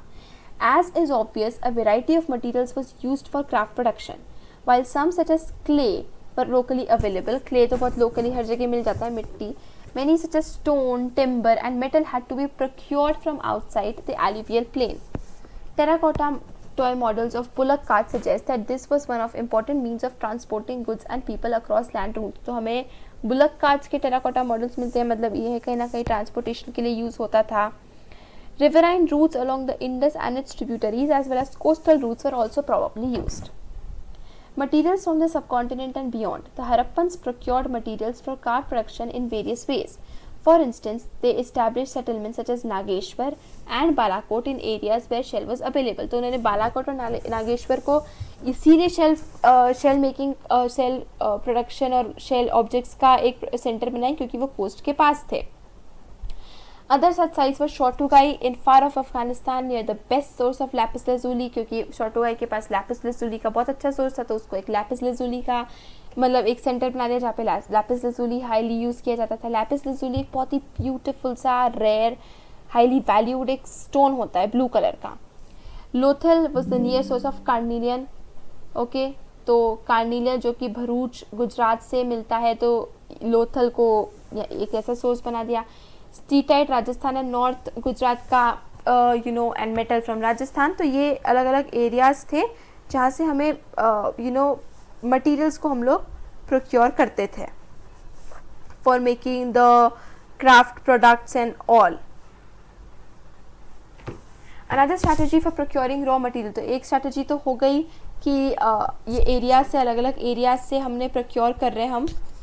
And another strategy was to send expeditions to areas such as Khetri region of Rajasthan. ठीक है, जैसे खेतरी रीजन ऑफ राजस्थान जो था वो it was not prominently a Harappan settlement, लेकिन वहाँ पे एक्सपीडिशंस भेजे जाते थे, वहाँ से कॉपर लाया जाता था. साउथ इंडिया में गोल्ड हमें वहाँ से मिलता था. South India was not really a part of the Harappan settlement, Harappan civilisation. These expeditions established communication with local communities. Occasional finds of Harappan artifacts such as steatite, microbeads in these areas are indications of such contact. कैसे हमें पता चलता है कि यार gold तो है वो साउथ इंडिया से लाते थे या कॉपर खेतरी रीजन से लाते थे? कैसे? क्योंकि यहाँ पे हड़प्पन आर्टिफैक्ट्स मिलते हैं, माइक्रोबीड्स मिलते हैं स्टीटाइट के, जो कि हड़प्पन सिविलाइजेशन को बिलोंग करते हैं. तो उससे हमें पता चलता है कि यार ये मे बी एक एक्सचेंज करा जाता होगा. इससे पता चलता है कि कहीं ना कहीं इनके बीच में कॉन्टैक्ट था. There is evidence in the Khetri area for what archaeologists call the Ganeshwar Jodhpura culture. जैसे कि हड़प्पन कल्चर है, वैसे ही खेतरी रीजन में गणेश्वर जोधपुरा कल्चर का एविडेंस हमें देखने को मिलता है with its distinctive non Harappan pottery and N unusual wealth of copper objects. It is possible that the inhabitants of this region supplied copper to the Harappans. Right? ये मैप ध्यान से देखिए, ये रहा मेसोपोटामिया वाला area. This is the red sea, Magan here, Dilmun and ये देखिए ये यहाँ पर हड़प्पन सिविलाइजेशन आ गया. ये इंडिया, यहाँ पर आ गया Arabian Sea. Okay, so this is the Harappan civilisation and the West Asia. Okay, now this is the Harappan jar found in Oman. Contact with distant lands. अभी हमें ये तो पता चल गया कि इंडिया में कैसे अलग अलग तरीके से वो लोग मटेरियल्स प्रोक्योर करते थे. Apart from that distant lands, दूर दराज से भी हमें बहुत चीज़ें मिलती थी. Recent archaeological finds suggest that copper was also probably brought from Oman on the southeastern tip of the Arabian Peninsula. Arabian peninsula के साउथ ईस्टर्न टिप पर ओमान हमें देखने को मिलता है. Which was, if I am not mistaken, Magan was another name for Oman. Chemical analysis have shown that both the Omani copper and Harappan artifacts have traces of nickel, suggesting a common origin. मतलब दोनों हड़प्पा में जो copper मिला है और Oman में जो copper मिला है, दोनों में निकल के ट्रेसेस है. मतलब कहीं ना कहीं एक ही जगह से मिले. और क्योंकि ओमान में ज़्यादा है तो हम लोग ये गेस कर रहे हैं कि ओमान से हड़प्पा में भेजा जाता था. There are other traces of contact as well. A distinctive type of vessel, a large Harappan jar coated with a thick layer of black clay, has been found at Omani site. मतलब Omani copper traces of निकल से हमें मिले हड़प्पा में. Harappan jar Oman में मिला है, Omani sites में मिला है. Such thick coatings prevent the percolation of liquids. We do not know what was carried in these vessels, but it was possible that Harappans exchanged the contents of these vessels for Omani copper. Mesopotamian texts datable to the 3rd millennium BCE. 3rd millennium BCE means 3000 BCE.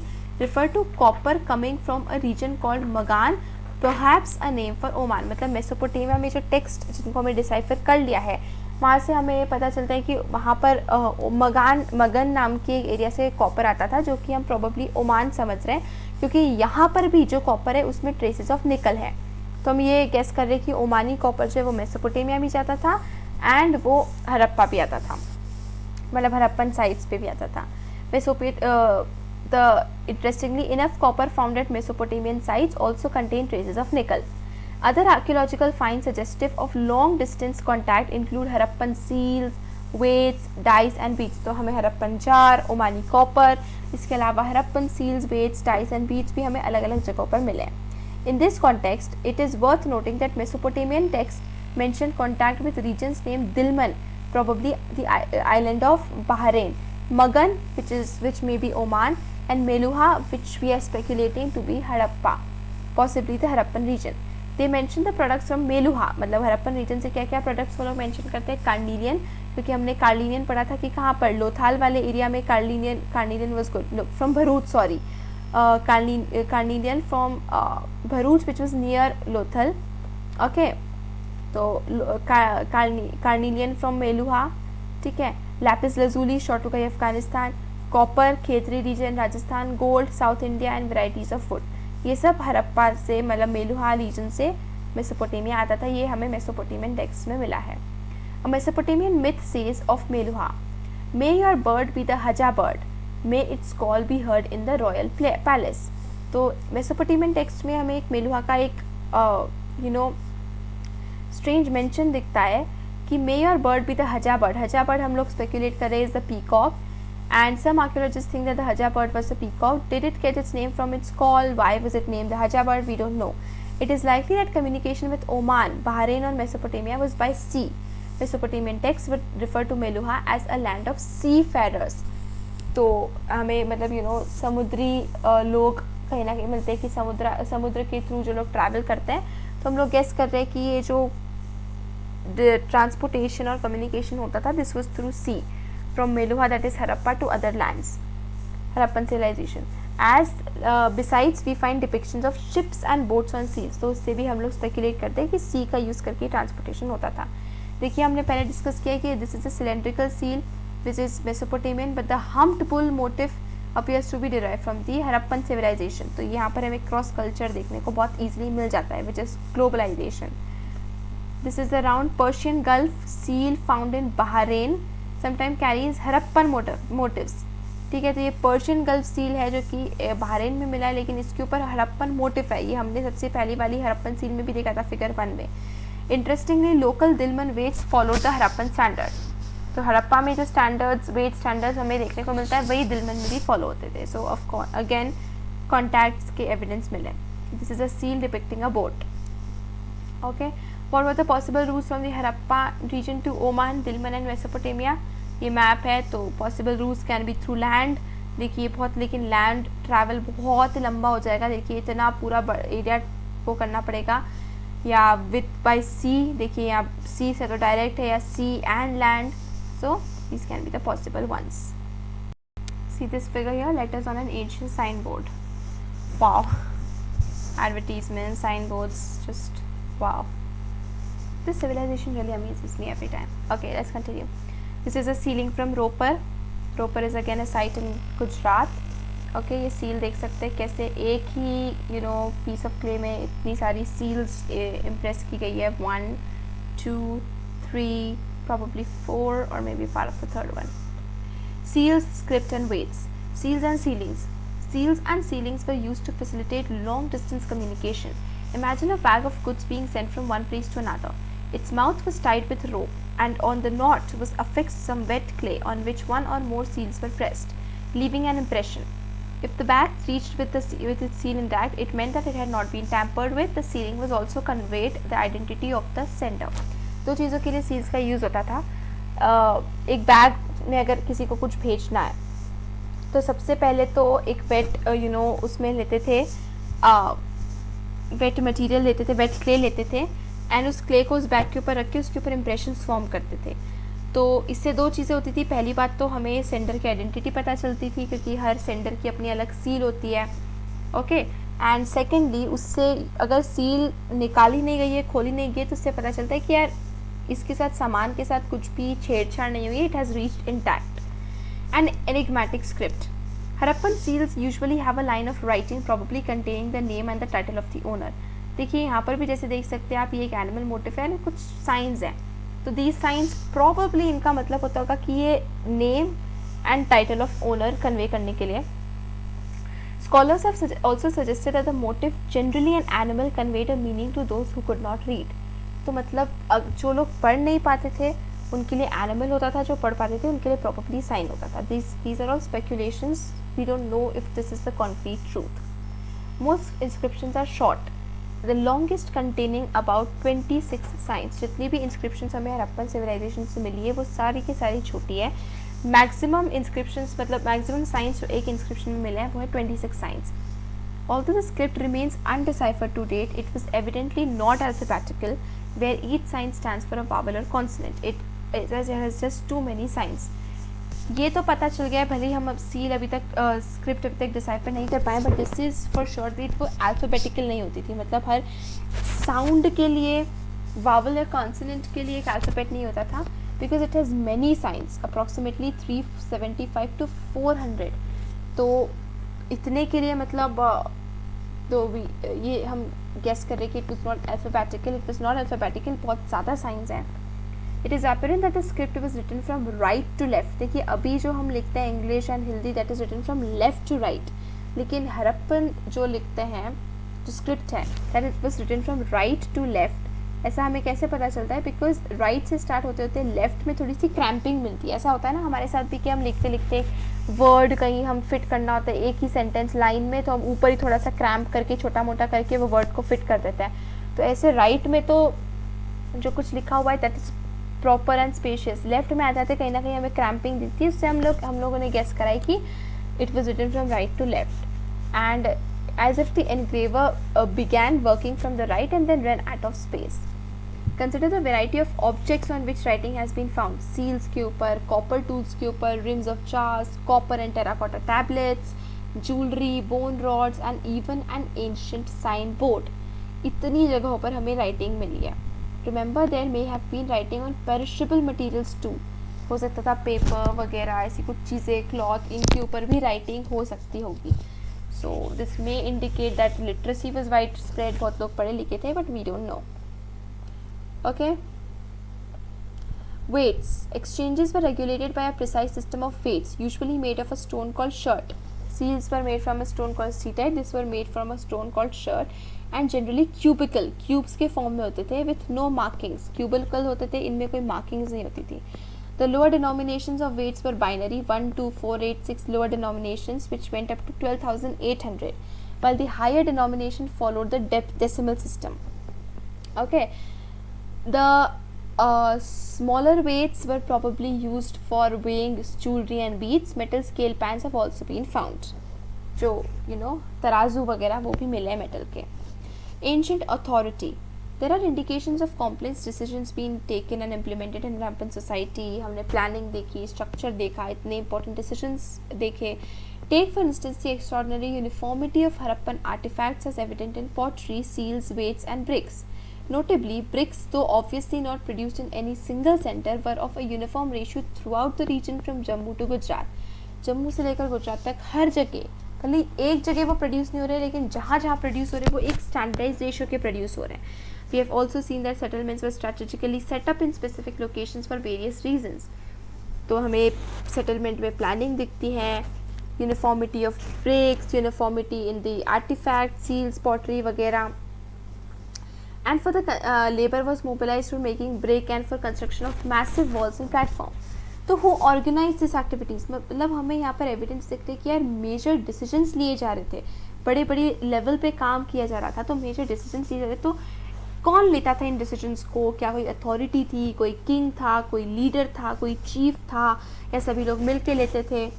ये आप figure देख सकते हैं. अ priest king. It was another terracotta figure. Okay. Was it terracotta or stone? I don't really remember, but yeah. Palaces and kings. If we look for a center of power or for depictions of power in people, archaeological records provide no immediate answer. क्योंकि अभी तक of course हम लोग literary evidence को decipher नहीं कर पाए हैं due to the script, and archaeology से हमें अभी तक authority या power के कोई signs नहीं देखने को मिलते हैं. A large building found at Mohenjo-daro was labeled as a palace by archaeologists, but there were no specular finds. तो हमें एक बहुत बड़ी सी building मिली, तो we have guessed that it may be a palace, but abhi tak we are not sure. A stone statue was labeled and continues to be known as the priest king. This is a stone statue जिसको अभी तक priest king बोलते हैं because similar were found in Mesopotamia, but we don't know it. The ritual practices of Harappan civilization were not well understood yet, nor are there any means of knowing whether those who performed them also held political power. जैसे कि Mesopotamia में जो priest होते थे they had some sort of power. तो we don't know इन सब चीज़ों के बारे में yet. Some archaeologists are of the opinion that Harappan society had no rulers and that everybody enjoyed equal status. So there are many theories. कुछ बोलते थे कि everybody enjoyed equal status, there were no rulers.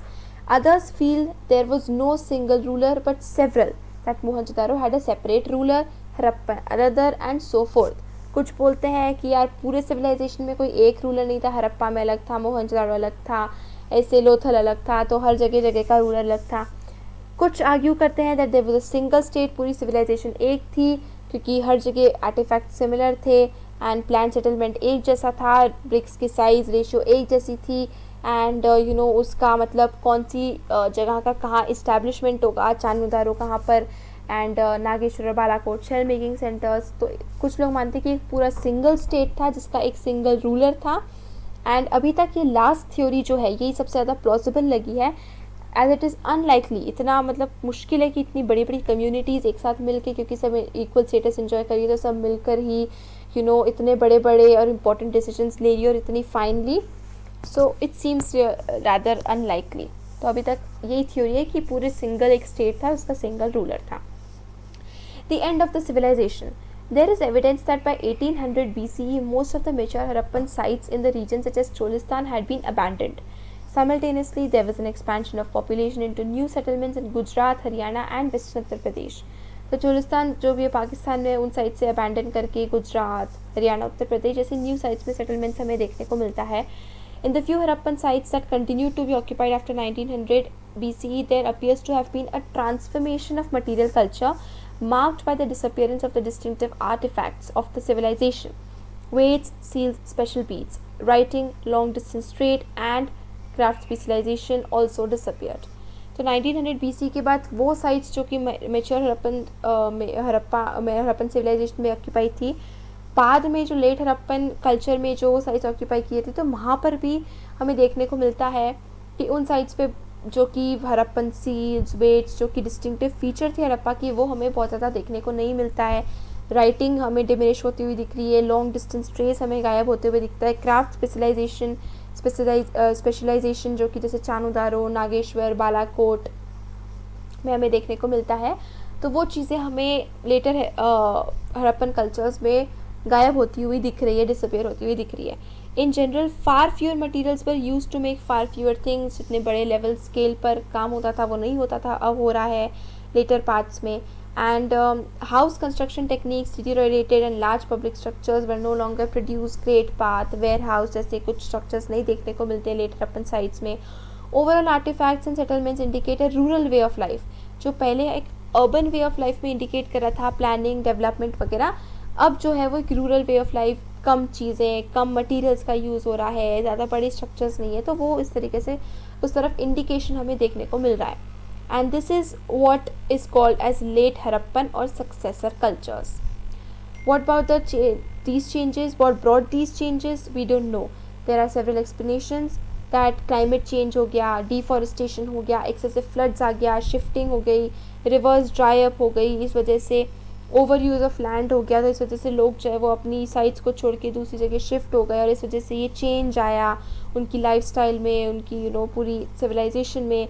ये हो सकता है कि कुछ कॉजेज़ रहे हो, लेकिन ये हो सकता है कि कुछ सेटलमेंट्स के कॉजेज़ रहे हो, बट इतनी बड़ी सिविलाइजेशन का ख़त्म हो जाना इन कॉजेज़ की वजह से, क्लाइमेट चेंज वगैरह, it doesn't really digest.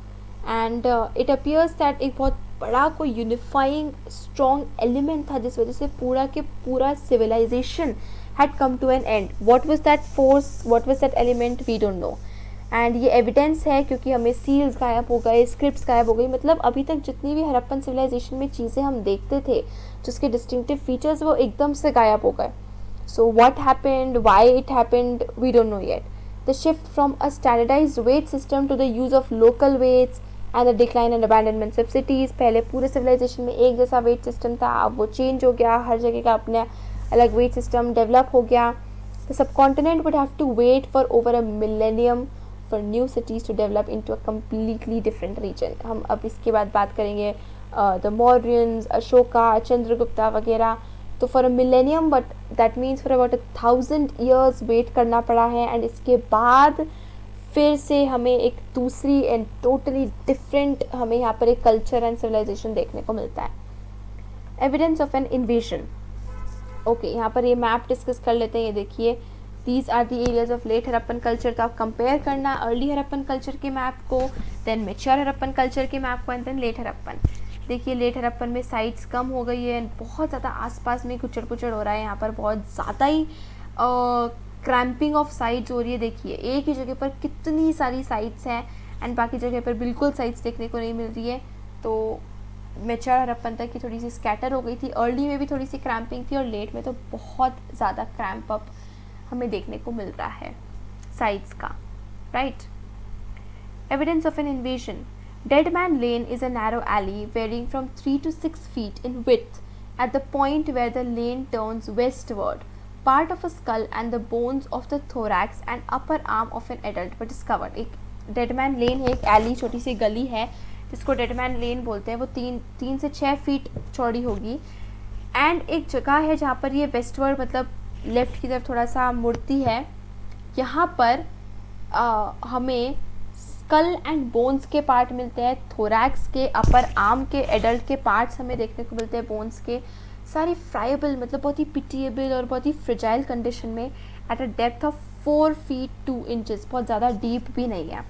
The body lay on its back diagonally across the lane 15 inches to the west were a few fragments of a tiny skull. कोई छोटे बच्चे या छोटे किसी के हमें टाइनी स्कल के फ्रेगमेंट्स मिलते हैं, एंड इन सब की वजह से इस लेन का नाम पड़ा है डेड मैन लेन। मतलब ऐसे लाशें, हड्डियाँ वगैरह ये सब हमें देखने को मिली है वहाँ पे।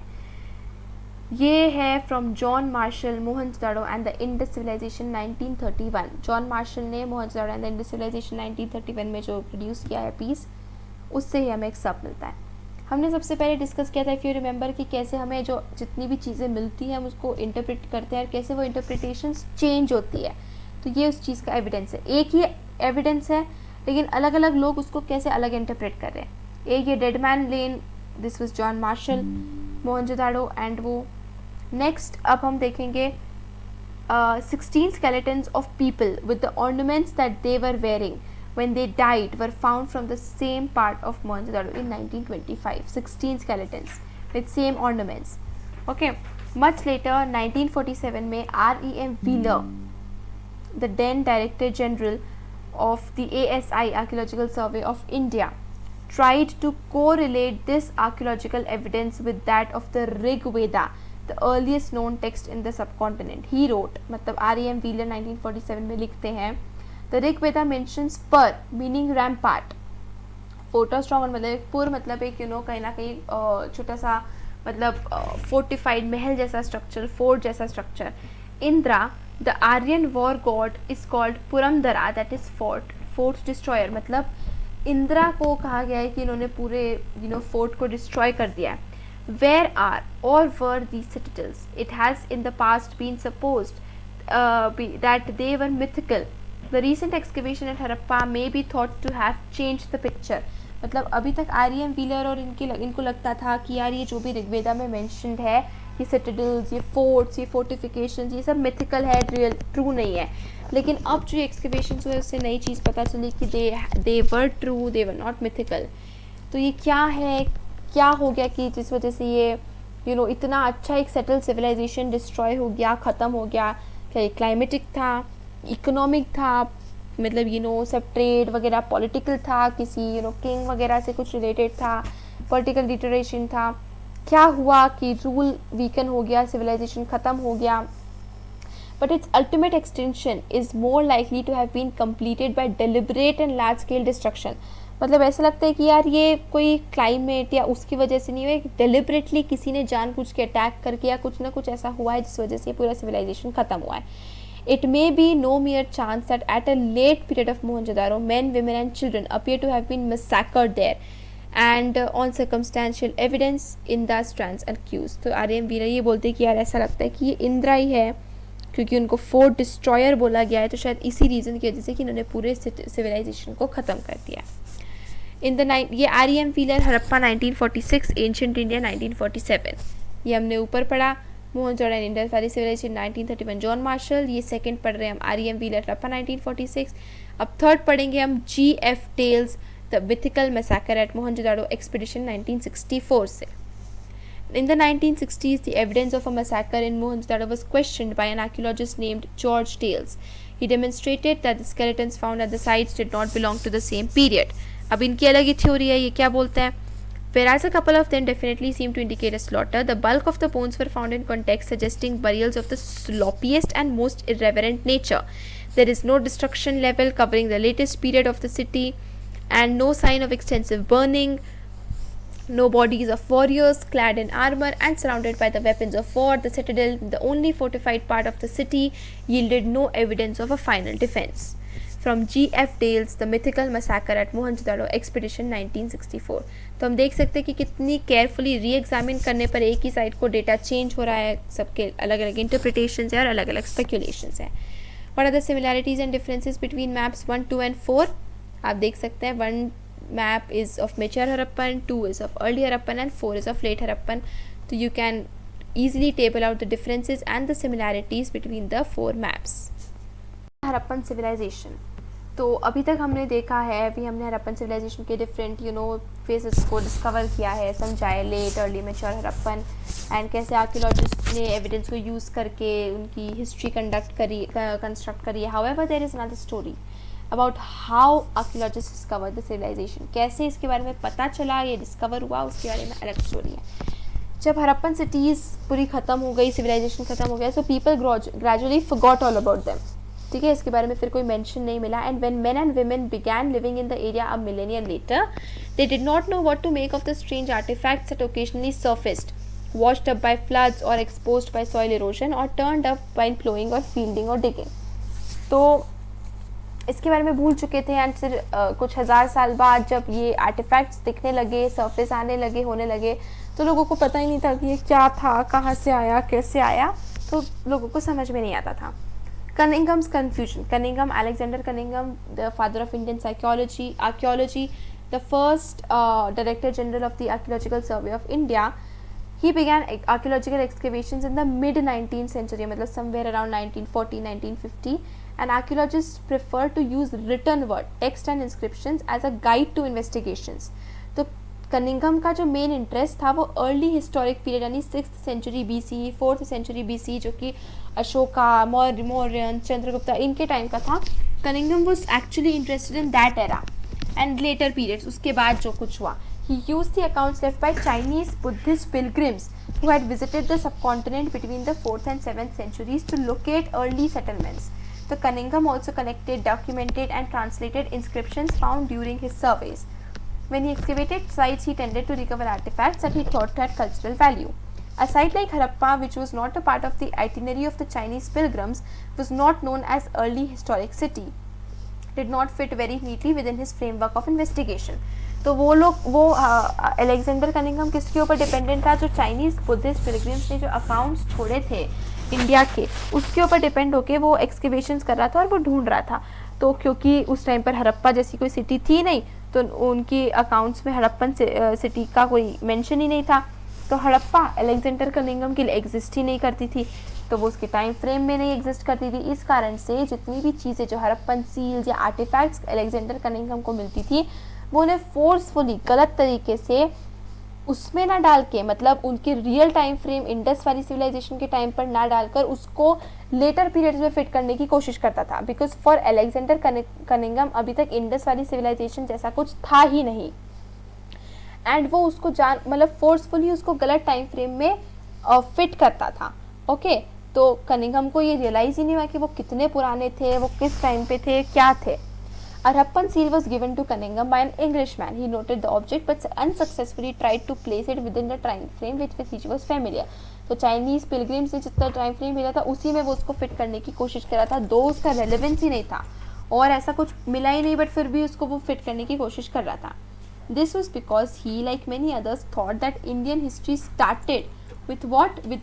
Started with the first cities in the Ganga Valley. So this was because and given his specific focus, it is not surprising that he missed the significance of Harappa. तो उसका फोकस उस पर था ही नहीं, इस कारण से उसने हड़प्पा का बिल्कुल मिस ही कर दिया. ये देखिए first drying of Cunningham sketch है, फर्स्ट स्केच है कनिंघम का अबाउट जो सील उसको मिली थी उसका उसने एक स्केच करा था. तो ये फर्स्ट स्केच है कनिंघम का. A new old civilization. Subsequently, seals were discovered at Harappa by archaeologists such as Dayaram Saini in the early decades of the 20th century. तो 20th century के early decades में फिर उसके बाद जब हम बात कर रहे there was one mistake that I made. I'm really sorry. यहाँ पर बोला गया in the mid 19th century and I mentioned the year 1950. It was actually 1850, 1840, not 1940 and 1950. Okay, so 20th century के early decades में मतलब 1910, 1920, 1930 में ये same जब दयाराम सैनी को सील्स मिली in the layers which were much older than the early historic levels, जो उनको accounts वगैरह में जो उनको टाइम फ्रेम दिया गया था उससे वो काफ़ी पुरानी थी. It was then that their significance began to be realized. तब पता चला कि एक्चुअली में वो कितनी सिग्निफिकेंट थी, वो एक अलग ही सिविलाइजेशन थी. Another archaeologist, Rakhal Das Banerjee, found similar seals at Mohenjo-daro. तो दयाराम सैनी को सील्स मिली हड़प्पा में, रखल दास बनर्जी को मिली मोहनजोदाड़ो में, which leading to the conjecture that these sites were part of a single archaeological culture. मतलब तब उनको ये रियलाइज होने लगा कि यार ये कुछ और ही है, कुछ और ही अलग ही सिविलाइजेशन है, अलग ही कल्चर है जिसकी ये सारी सील्स एक पार्ट है. Okay, based on these finds 1924 में जॉन मार्शल, जो कि उस टाइम का आर्कियोलॉजिकल सर्वे ऑफ इंडिया का डायरेक्टर जनरल था, जॉन मार्शल ने एक नई सिविलाइजेशन की डिस्कवरी को अनाउंस करा to the world. That was the Indus Valley civilisation. और जैसे कि S.N. रॉय ने स्टोरी ऑफ इंडियन आर्कियोलॉजी के में नोट किया है that Marshall left India 3000 years older than he had found her. दैट मीन्स कि उसको 3000 साल पुरानी एक नई सिविलाइजेशन गिफ्ट करी है जॉन मार्शल ने, जो अनफॉर्चुनेटली उसके पहले जैसे अलेक्जेंडर कनिंघम ने अवॉइड कर दी, उसको इग्नोर करा. उसको जॉन मार्शल ने taken into consideration and he announced a new civilisation. और ये S.N. रॉय ने स्टोरी ऑफ इंडियन आर्कियोलॉजी अपनी बुक में नोट किया है. This was because similar till then unidentified seals were found at excavations at Mesopotamian sites. It was then that the world knew not only of a new civilization but also of one contemporaneous with Mesopotamia. तो John Marshall को कैसे पता चला? क्योंकि ऐसी ही कुछ seals उनको Mesopotamia में भी तब उसके बाद डिस्कवर हुई थी. तब उन्हें रियलाइज हुआ कि यार ये एक नई सिविलाइजेशन है जो मेसोपोटामिया के कंटेम्प्रेरी है, उसी की टाइम की है. In fact, John Marshall's stint as Director General of the ASI marked a major change in Indian archaeology. तो जब John Marshall was the Director General, उस टाइम पर इंडियन आर्कियोलॉजी में बहुत ही मेजर चेंज आया था. He was the first professional archaeologist to work in India and brought his experience of working in Greece and Crete to the field. तो सबसे पहले professional थे और ग्रीस और क्रीट में जिन्होंने जितना एक्सकवेशन का काम किया था आर्कियोलॉजी का, वो एक्सपीरियंस वो इंडिया पे लाए, उस पर वर्क करा. More importantly, though like Cunningham, he too was interested in spectacular finds, he was equally keen to look for patterns of everyday life. तो उनको भी जो अच्छी किंग्स पैलेसेस जैसी यूनिक चीज़ें ढूंढने में था, लेकिन वो इक्वली जो डेली लाइफ की जो लाइफ है उसके बारे में भी वो इक्वली इंटरेस्टेड थे. Marshall tended to excavate along regular horizontal units measured uniformly throughout the mount. देखिए सभी ने कुछ ना कुछ गलती वगैरह की है, डेवलपमेंट लर्निंग हर किसी के टाइम पर रहा है. जॉन मार्शल ने भले हड़प्पन सिविलाइजेशन को अनाउंस तो कर दिया, लेकिन अब वो स्ट्रैटिग्राफी में एक गलती कर रहे थे, because he was digging through horizontal lines. मतलब एक हॉरिजॉन्टल लेयर में जितनी मतलब एक वर्टिकल लेयर में जितनी आर्टिफैक्ट्स मिले, दे वर ग्रुप टुगेदर, एक साइड से जितने मिले, तो मतलब उसकी हॉरिजॉन्टल लेयर्स नहीं देखी जाती थी. जैसे यहाँ पर आप देख सकते हैं ये पूरा एक बॉक्स है, तो इतने एरिया में जितने आर्टिफैक्ट्स मिले वो एक टाइम पीरियड को, जबकि ऐसा नहीं होता है ना. ये इस लेयर पे जितने आर्टिफैक्ट्स मिले वो उतने नए हैं, इस लेयर पे जितने मिलेंगे वो उतने पुराने हैं. तो he was not doing that, he was ignoring the stratigraphy of the site. This meant that all the artifacts recovered from the same unit were grouped together तो वो टाइम फ्रेम को इग्नोर कर रहे थे और एक जगह से जितनी चीज़ें मिली उसको वो एक साथ ग्रुप कर रहे थे.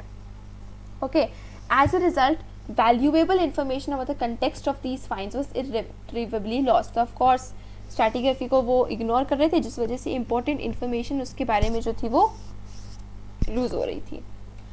Archaeological sites are formed through the production, use and discarding of materials and structures. When people continue to live in the same place, their constant use and reuse of the landscape results in the build-up of occupational debris called a mound. तो एक mound बन जाता था, मतलब वो चीज़ों का बार बार use करके वहीं पर हो जाता था, थ्रो हो जाता था, तो वो उससे एक माउंड बन जाता था. Occupations are detected by traces of ancient materials, कि एक जगह पर क्या ऑक्यूपेशन फॉलो किया जाता था, वो उस मटेरियल वहाँ पे जो मिलता था उससे पता लगता था. Okay, which differ from one another in color, texture and artifacts that are found in them. Abandonment or desertions, what are called sterile layers, can be identified by the absence of such traces. मतलब suppose इस layer में हमें artefacts मिले, इस layer में नहीं मिले and इस लेयर में मिले, मतलब इस लेयर में, मतलब ये वाला जो टाइम पीरियड था इस लेयर का, इस टाइम पर उस साइट को अबैंडन किया गया था, इसीलिए उसको स्टेराइल लेयर्स मिलते, क्योंकि यहाँ पर कोई भी आर्टिफैक्ट नहीं मिलता है. Generally, the lowest layers are the oldest and the highest are the most recent. The study is called stratigraphy. हम लोग इन layers को जब study करते हैं इसको कहते हैं stratigraphy. Artifacts found in the layers can be assigned to specific cultural periods and can thus provide the cultural sequence for sites. तो ये sites को cultural importance देता है, sequence देता है, जैसे हड़प्पा हो गया या फिर different civilizations हो गए. New techniques and questions. It was R.E.M. Wheeler after he overtook as Director General of the ASI. अगर आपको वो आएगा कि chronological order में, तो the first was Cunningham, then was John Marshall, then was R.E.M. Wheeler. Okay, to remember the years too. In 1944, who rectified this problem?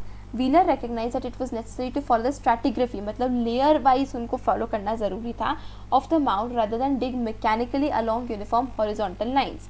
Moreover, as an ex-army brigadier, he brought with him a military precision to the practice of archaeology. तो उन्होंने अपनी military precision को लाया and accurately हर चीज़ को follow करा. The frontiers of the Harappan civilization have little or no connection with present-day national boundaries. However, with the partition of the subcontinent and the creation of Pakistan, the major sites are now in Pakistani territory. This has spurred Indian archaeologists to try and locate sites in India. An extensive survey in Kutch has revealed a number of Harappan sites. Settlements and explorations in Punjab and Haryana have added to the list of Harappan sites in India. While Kalibangan, Lothal, Rakhigarhi and most recently Dholavira have been discovered, explored and excavated, fresh explorations continue. तो Harappan civilisation के time पर कोई ऐसी boundaries नहीं थी कि ये पाकिस्तान है, ये इंडिया, ऐसी कोई बाउंड्रीज ऑफ कोर्स उस टाइम पे तो फॉलो हो भी नहीं सकती है. एंड लेकिन आज क्योंकि पार्टीशन हो गया है तो उस वजह से बहुत मेजर साइट्स जो है वो पाकिस्तान में चली गई है, तो इंडियन आर्कियोलॉजिस्ट को प्रॉब्लम्स है इस सिविलाइजेशन को प्रॉपर्ली कंस्ट्रक्ट करने में. लेकिन फिर भी बहुत नई साइट्स मिली हैं, पुरानी साइट्स भी गुजरात, राजस्थान, पंजाब, हरियाणा में है ही सही. Over the decades new issues have assumed importance, जैसे कि कुछ आर्कियोलॉजिस्ट जो थे वो कल्चरल सीक्वेंस के लिए कीन थे, वो कुछ लोग जो थे वो लोकेशन ऑफ स्पेसिफिक साइट्स को अंडरस्टैंड कर रहे थे, कुछ जो थे वो वेल्थ ऑफ आर्टिफैक्ट्स, कुछ जो उसके फंक्शंस वगैरह. तो अलग अलग चीज़ों के साथ अलग अलग क्वेश्चंस राइज हो रहे हैं कि आर्टिफैक्ट है या कल्चर क्या था, या फिर इकोनॉमी कैसी थी, पॉलिटिक्स कैसा था, सोसाइटी कैसी थी, everything. Since the 1980s, there has also been growing international interest in the Harappan archaeology. Specialists from the subcontinent and abroad have been jointly working at both Harappa and Mohenjo-daro. They are using modern scientific techniques including surface exploration to recover traces of clay, stone, metal and plant and animal remains. तो धीरे धीरे करके and day by day Harappan archaeology and Harappan civilization की तरफ लोगों का interest जो है वो बढ़ता जा रहा है, नई नई टेक्निक्स एंड टेक्नोलॉजी का यूज़ कर रहे हैं. These explorations promise to yield interesting results in the future. Wheeler at Harappa, R.E.M. Wheeler. Early archaeologists were often driven by a sense of adventure. This is what Wheeler wrote about the experience at Harappa. It was, I recall, on a warm May night in 1944 that a 4-mile Tonga ride brought me as the newly appointed Director General of the Archaeological Survey with my local Muslim officer from a little railway station labelled Harappa, along a deep sand track to a small rest house beside the moonlit mounds of the ancient site. Warned by my anxious colleague that we must start our inspection at 5:30 next morning and finish by 7:30, क्योंकि उस time पे उसके बाद बहुत गर्मी बढ़ जाएगी. After which it would be too hot, we turned it with the dark figure of the Punkawala crouched patiently in the entrance and the night air rent by innumerable jackals in the neighboring wilderness. Next morning, punctually at 5:30, a little procession started towards the sandy heaps. Within 10 minutes, I stopped and rubbed my eyes as I gazed upon the tallest mount, scarcely trusting my vision. 6 hours later, my embarrassed staff and I were still toiling with picks and knives under the blazing sun, the mad Sahib, I am afraid, setting a relentless pace. From R.E.M. Wheeler, my archaeological mission to India and Pakistan, 1976. This has nothing really much to understand. You will read and you can understand it very well. Problems of piecing together the past. As we have seen, it is not the Harappan script that helps in understanding the ancient civilization, but the archaeological, the material evidence that allows archaeologists to better reconstruct Harappan life. This material could be pottery, tools, ornaments, household objects, etc. Organic materials such as cloth, leather, wood and reeds generally decompose, especially in tropical regions. What survive are stone, burnt clay और terracotta metal. तो archaeological evidence and material evidence का use करके हम reconstruct कर पाएँ, लेकिन उसमें भी limitations है क्योंकि बहुत सारी चीज़ें थी वो decompose हो गई, degrade हो गई. It is also important to remember that only broken or useless objects would have been thrown away. तो बाकी चीज़ें तो used up हो गई होगी, recycle हो गई होगी, तो जो remains है, जो waste material है, उससे हमें majorly सब पता चलता है. Consequently, valuable artifacts that are found intact were either lost in the past or hoarded and never retrieved.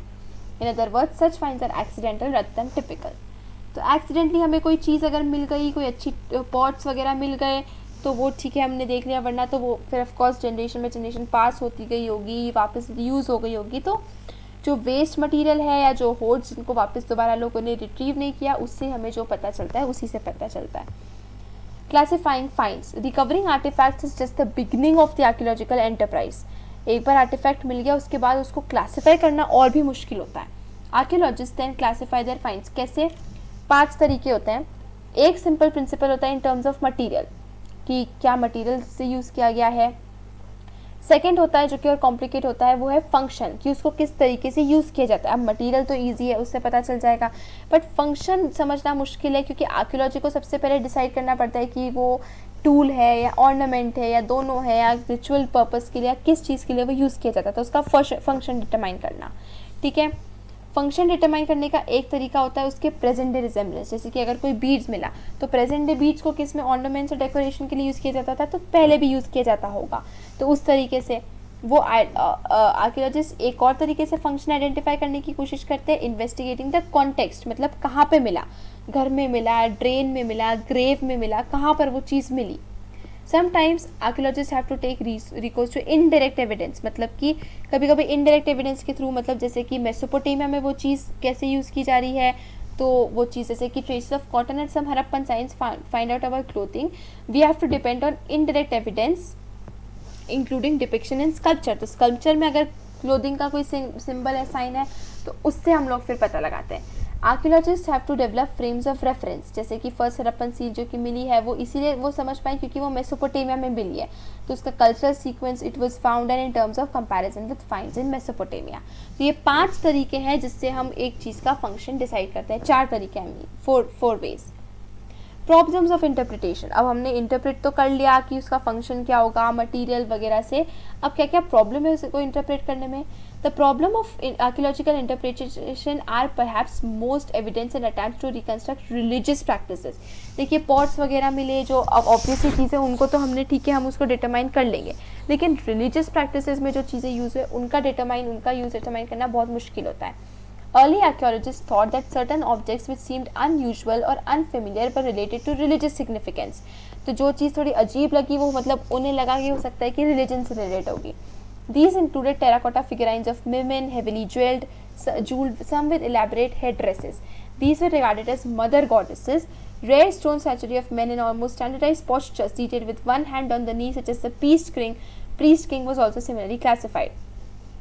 ऐसा मतलब अब ये अनयूजुअल है, पता नहीं है किस कॉन्टेक्स्ट में है, तो इसको फिर हमने रिलीजियस एक उसमें कहीं ना कहीं प्लेस कर दिया है, इसको मदर गॉडेस बोलते हैं. ठीक है, प्रीस्ट किंग हमने पहले देखा ही है। सो सिमिलर उनको ऐसे ritual significance they the. These include the great bath and the fire altars found at Kalibangan and Lothal. Okay, तो कालीबंगन में 2 चीज़ें अभी तक मिली है हमको, एक तो प्लाउड फील्ड के evidence and fire altars and great bath.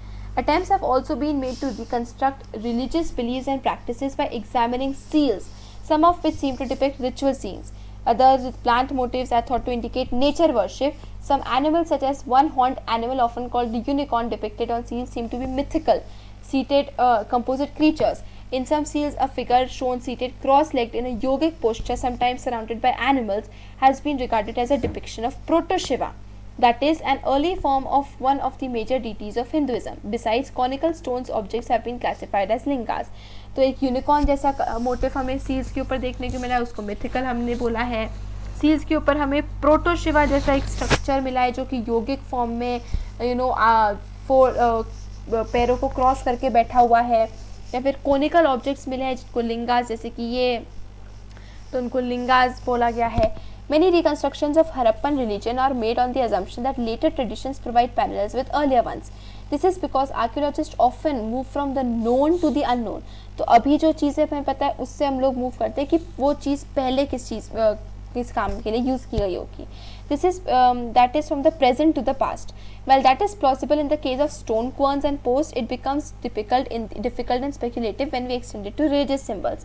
तो religion की जब बात आती है तो हम known to unknown move करना हमारे लिए मुश्किल हो जाता है।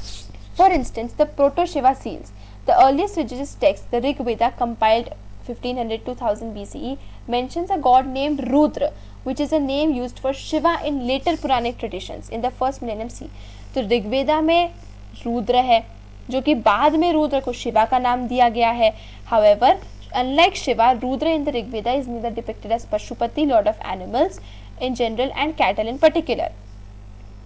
तो देखिए, रुद्र ऋग्वेदा में मेंशन्ड है, शिवा जो है वो प्रोटो शिवा जो कि लेटर पुरानिक ट्रेडिशन में मेंशन्ड है।